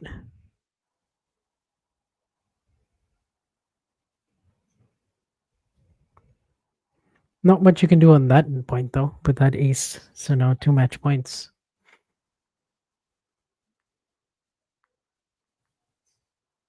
I believe this would be his 52nd major semifinal. Something like that. It's honestly hard to keep track now. It's too many.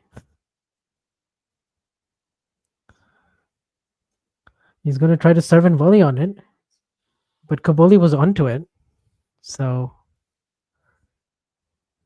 it's a forehand cross-court return winner.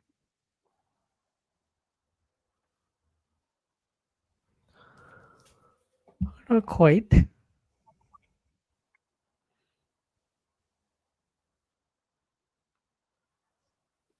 Yeah, second match point coming for Novak. Block return from Flavio. Novak barely staying on his feet there, losing his balance. Maybe Flavio can still fight for this point. Oh my. This would be the most insane ending to a match of all time. Novak is on the floor. I hope he's fine. He is grabbing his thigh a little bit, but I think he's okay. Oh, Yelena looks so worried. I've asked ouch. Raki Moore has come off her chair. I think he's okay, just based on the body language, but let's see. Wait, that looked like a really bad fall, actually. Yeah, I think he's fine. He's stretching his leg a little bit. I mean, it's not a Dimitrov situation. No, I don't definitely not. think. I think he's okay. But I mean, that looked bad. I want to see the replay. It actually did not look comfortable. Yeah, I haven't seen a replay yet, but basically Flavio was hitting this massive forehand that was going to wrong foot Novak, and he slid. The He forehand, by looks the way, okay, clipped though. the tape. I mean, he's walking all right. He's limping a little bit, Yeah. but Now I'm seeing the replay, and it looks pretty painful on the replay for oh, sure. His left leg just sliding there. I mean, he was trying to switch directions very quickly, and ouch. well, it happens all the time on grass, but it is always kind of troublesome. Well, seems like he's fine. We'll see on the point, but I do think he will Let's be hope all that right. this is not one of those, Australia situations or Roland Garros last Yeah. year. That would be a shame if this I don't think this should have any long-lasting effects, but we'll see if it like impacts him at all on the next point as well. He could just Yeah. drop the game now. It is deuce after all. His hitting looks fine though. He doesn't need to move. Yeah, he doesn't need to move much on the next rally, which probably helps. Yeah, just kind of controlling play from the middle of the court right now. Just Yeah, it maneuvering the was ball like around. miniature steps only. Yeah. I mean, still, Just taking very small steps. He's walking a little gingerly. Yeah, but, he's feeling something, but this really doesn't seem like but anything he's gonna try to long-lasting. push through because it's match point. You're gonna finish this. Yeah, I mean, I mean, hard it to say. obviously hurts him a little, like he's feeling it, but I don't know. Just doesn't seem like something that would last. Yeah, But we'll see. and he did when they showed the replay. He basically did a full split. Yeah. And there is a good serve from him. Approach. Flavio plays a lob, but it's just so short. Djokovic doesn't need to work for. But Djokovic work not much on the celebrating ball. much. Just kind of hoping that this is not like one of those Alex de Minaur situations last year. He does get the win. Impressive comeback. Yeah, I mean, he gets the win. We'll see. I mean, to be honest with you, it really doesn't look that scary to me. Like, sure, he felt something in the moment, but he was able to play the next 2 points normally. He has enough left to do the celebration. So Yeah. this pump it up thing or whatever this is. Seems like he will be okay for Friday. Obviously, we cannot tell for sure. I don't know if this will be an MRI situation. Probably not, unless he's feeling it tomorrow. But yeah, for now, I don't think there's much reason to worry, even though it did look pretty painful for sure, that slip. But yeah, Novak Djokovic defeating Flavio Cobolli. Let's talk about the match at first. Yeah, I mean, the first set, Novak definitely didn't need to drop it. He was 5-3. He had a set point before the breaker.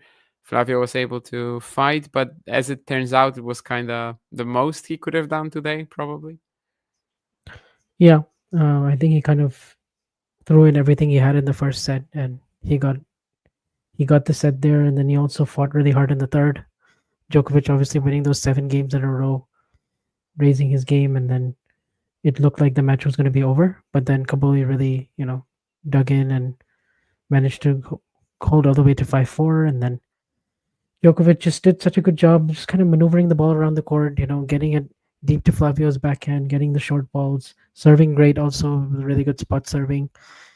A couple of really good return games when he needed them. It wasn't always on, let's say, the return today, but in some big moments in the sets that he won, especially through third and fourth, it came up big for him. And then obviously you have that scare now at the end. He won the last 3 games here in the fourth, but that fall, I'm sure he'll get asked about it and all that, but it looks okay. It looks fine. It looks like he's moving on. He's got a day off, and now he takes on Sinner. Yeah, I'm not gonna pretend to be a doctor or anything like that, but I would be surprised if this is still hampering him on Friday. It just looked like he slipped, obviously extended his muscle there or whatever, but didn't seem like it would be the most like long-term issue in the world. Yeah, in terms of the match, Flavio definitely fought well, got that first set with some very clutch player here because I started watching in the second.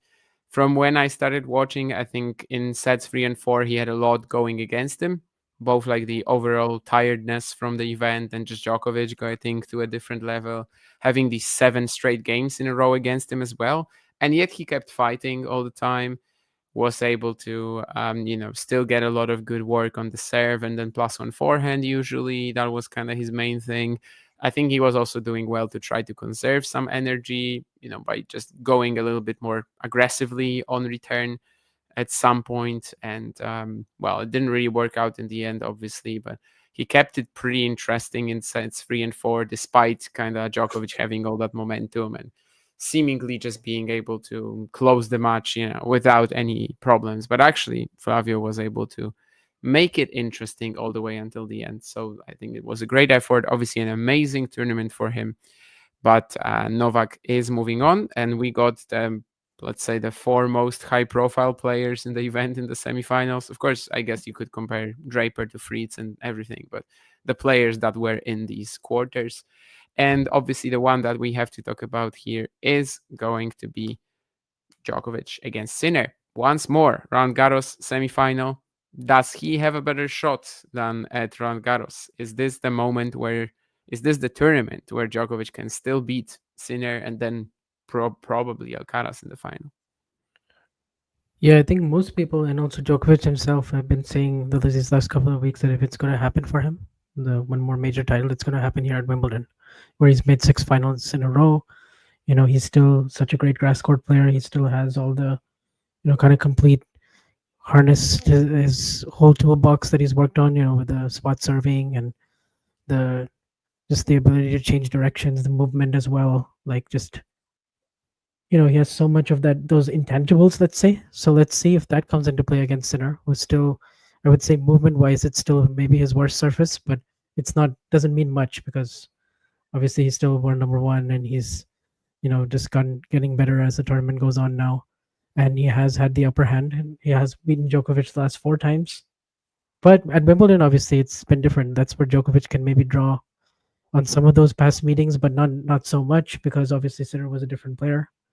But there's still if it's going to be closer, basically, I mean, it's going to be closer here. Like it's going to be, this is where he would have a better chance than at Roland Garros, where he was just outplayed really at his own game. Yeah, I think obviously grass, any matchup really, it should make the margins slimmer. And Djokovic needs that right now against Jannik. Serve return kind of needs to make this game about, maybe his amazing spot serving and just being very aggressive. On the other hand, if you think of their matchup like Shanghai, for example, it might have been close theoretically in terms of the points, but it still always had that feeling on a quick court that Jannik is, just going to dominate the tiebreak. And if somebody is breaking, then it's him. That's what it was in the end. But yeah, I mean, I've been saying since the start of the year that to me, Wimbledon is still the prime chance for Novak to do something against these guys. He can definitely get to tiebreaks against Jannik. Maybe he can even do something more. If Jannik didn't have that match against Dimitrov, like it's so wild that he's even in this tournament still after going down 2 sets and struggling physically there. If he didn't have that, I would be very willing to just say, I don't know if I see it. I think that Jannik is just going to win, let's say in 2 tiebreaks, for example. But because of that, I guess there's a little bit more doubt in my mind. Novak is Yeah. obviously like a master of playing matchups and just kind of figuring stuff out and being able to adjust. Maybe he does something special. We said it at Roland Garros, I think, when we were previewing their semi, that the way that Djokovic played against Zverev just kind of made you think he will have some ideas for Sinner. And whereas maybe we didn't see it in the opener of their Paris clash, when he was just trying to beat Yannick the exact same way like he did Zverev, the next two are very competitive. He should have won one of them. Yeah. I guess I just trust Novak's spirit and Novak's experience to make it competitive, but winning it is difficult. Yeah, I'm with you. I think winning it is difficult, but I can see him using all of his experience, all of the information he probably got from the last two sets, even though it's clay. Just also knowing that the footing is a little bit more, it's not true like the Shanghai courts in terms of the speed and all that. So maybe, he needs just 2 or 3, 4 points a set to go in his favor, and there's a better chance of it going his favor on grass, which is more of an equalizer than, let's say, the clay court conditions that they had that day, where it was also kind of windy, and Djokovic was using the drop shot a lot, which didn't work a ton because Sinner is just so much more capable of dealing with them than Zverev was. And but then they got into those really heavy baseline exchanges, and then it was tough for Djokovic to use the extra intangibles and variety because he was just getting overpowered. Whereas on grass, I think it'll be different. It'll be more first strike tennis. It'll be more quicker service games. It'll be more shorter points. And that's where Djokovic has to nudge ahead. He has to win those rallies below 5 shots. He has to dominate with the serve. He has to dominate with the forehand. He has to dominate with the first volley. He has to use the serve and volley. He has to mix it up a lot. So we'll see if he's able to do that consistently. But winning 3 sets is going to be extremely difficult. But, seeing the way Sinner has looked in the 4th round, and also seeing just that, it's Djokovic, I guess, has a better shot here. Maybe if it goes 5, maybe he can use his experience even then, if the match is not so physical by then. So there is like more of a path for Djokovic to win this than at RG, I guess. But I liked something you said there about the true bounce in Shanghai. I know I've been pushing the agenda that like Sinner is now good on all surfaces. Like people saying that he's like not that good on grass, clay. No, that's just wrong. But on the other hand, it's easier here to make him like uncomfortable, get him out of balance, than it would be on a court like Shanghai. So I don't hate that call. That it is also for that reason just slightly more favorable for Novak, because he has all that grass court experience that the youngsters are lacking, and he is basically the best ever in terms of moving on this surface. Jane, yes, Djokovic fell 2 points away from the match. We are yet to know how serious it is. It looked painful, but it also looked like something that was probably just like a little bit of a stretch of his leg, and after that he played 2 good points. Probably nothing, but we cannot exclude the possibility that he will be hampered by it. I mean, we just don't really have an idea. Looked like it shouldn't be a factor on Friday, but we can only guess. Yep. And maybe we'll know more as the day off, or some information will come out later. But I don't know. I think he'll be. Yeah, ready maybe to we'll go. have just one more day of that saga, of Djokovic trying to Djokovic canceling his practice, and just like with Sinner yesterday, we're gonna have all these stories. Yeah, and then he practices indoors, and then and then actually like the morning of he's ready to go, and then But if it would be really funny if it was the exact same sequence. But the reality is we just don't know. I'm not going to pretend like I do. So exactly. So I don't know if you have anything more to add. Yeah. But if you were to give, Probably let's say, a percentage chance for Djokovic, what would you give it here? Is it like 60-40 for Yannick? Or is it I think it's a bit more lopsided than this, yeah. Because at Roland Garros it very much felt like, it was 70-30 or something, but I think here it's maybe a little closer. I'll go 60-40. I think Djokovic, like on the surface on grass, too much pedigree. So I have to respect it. I will go slightly more lopsided. Let's say, I don't know, 62-38. That's hardly If we're much playing a difference. game of higher or lower, I would say the chances of Sinner are slightly higher than what you said, but yeah, it's barely anything. I guess Alcaraz has the better chance to make the final than Sinner, right? It's just an easier Yeah, opponent. of course. Easier opponent. Yeah. So Lots of yeah, speculation to come, indeed, Sean, regardless of if it's even worth doing the speculation, but yeah, it is. Sinner looked fine. Yeah, fine-ish. I mean, he grabbed his elbow a little bit sometimes, but definitely didn't impact his play whatsoever. Yeah, I guess with that, we can probably end the stream. Thank you, everybody who showed up. I think John started this one, then I showed up, then also Vansh joined me in the fourth. So it was a bit of a freeway between us, but Novak Djokovic is in the semifinals of Wimbledon, and he will play Jannik Sinner on Friday. Tomorrow, we will, of course, have content during the women's semifinals, which are Aryna Sabalenka and Amanda Anisimova, and later on, Iga Świątek against Belinda Bencic. So join us for that. Keep subscribing, liking, and everything. Thank you, Vansh. yep. Thank you, everyone. We'll see you guys on another stream. If you enjoyed this video, make sure you hit that like button. Don't forget to subscribe and click that notification bell so you don't miss out on all things tennis.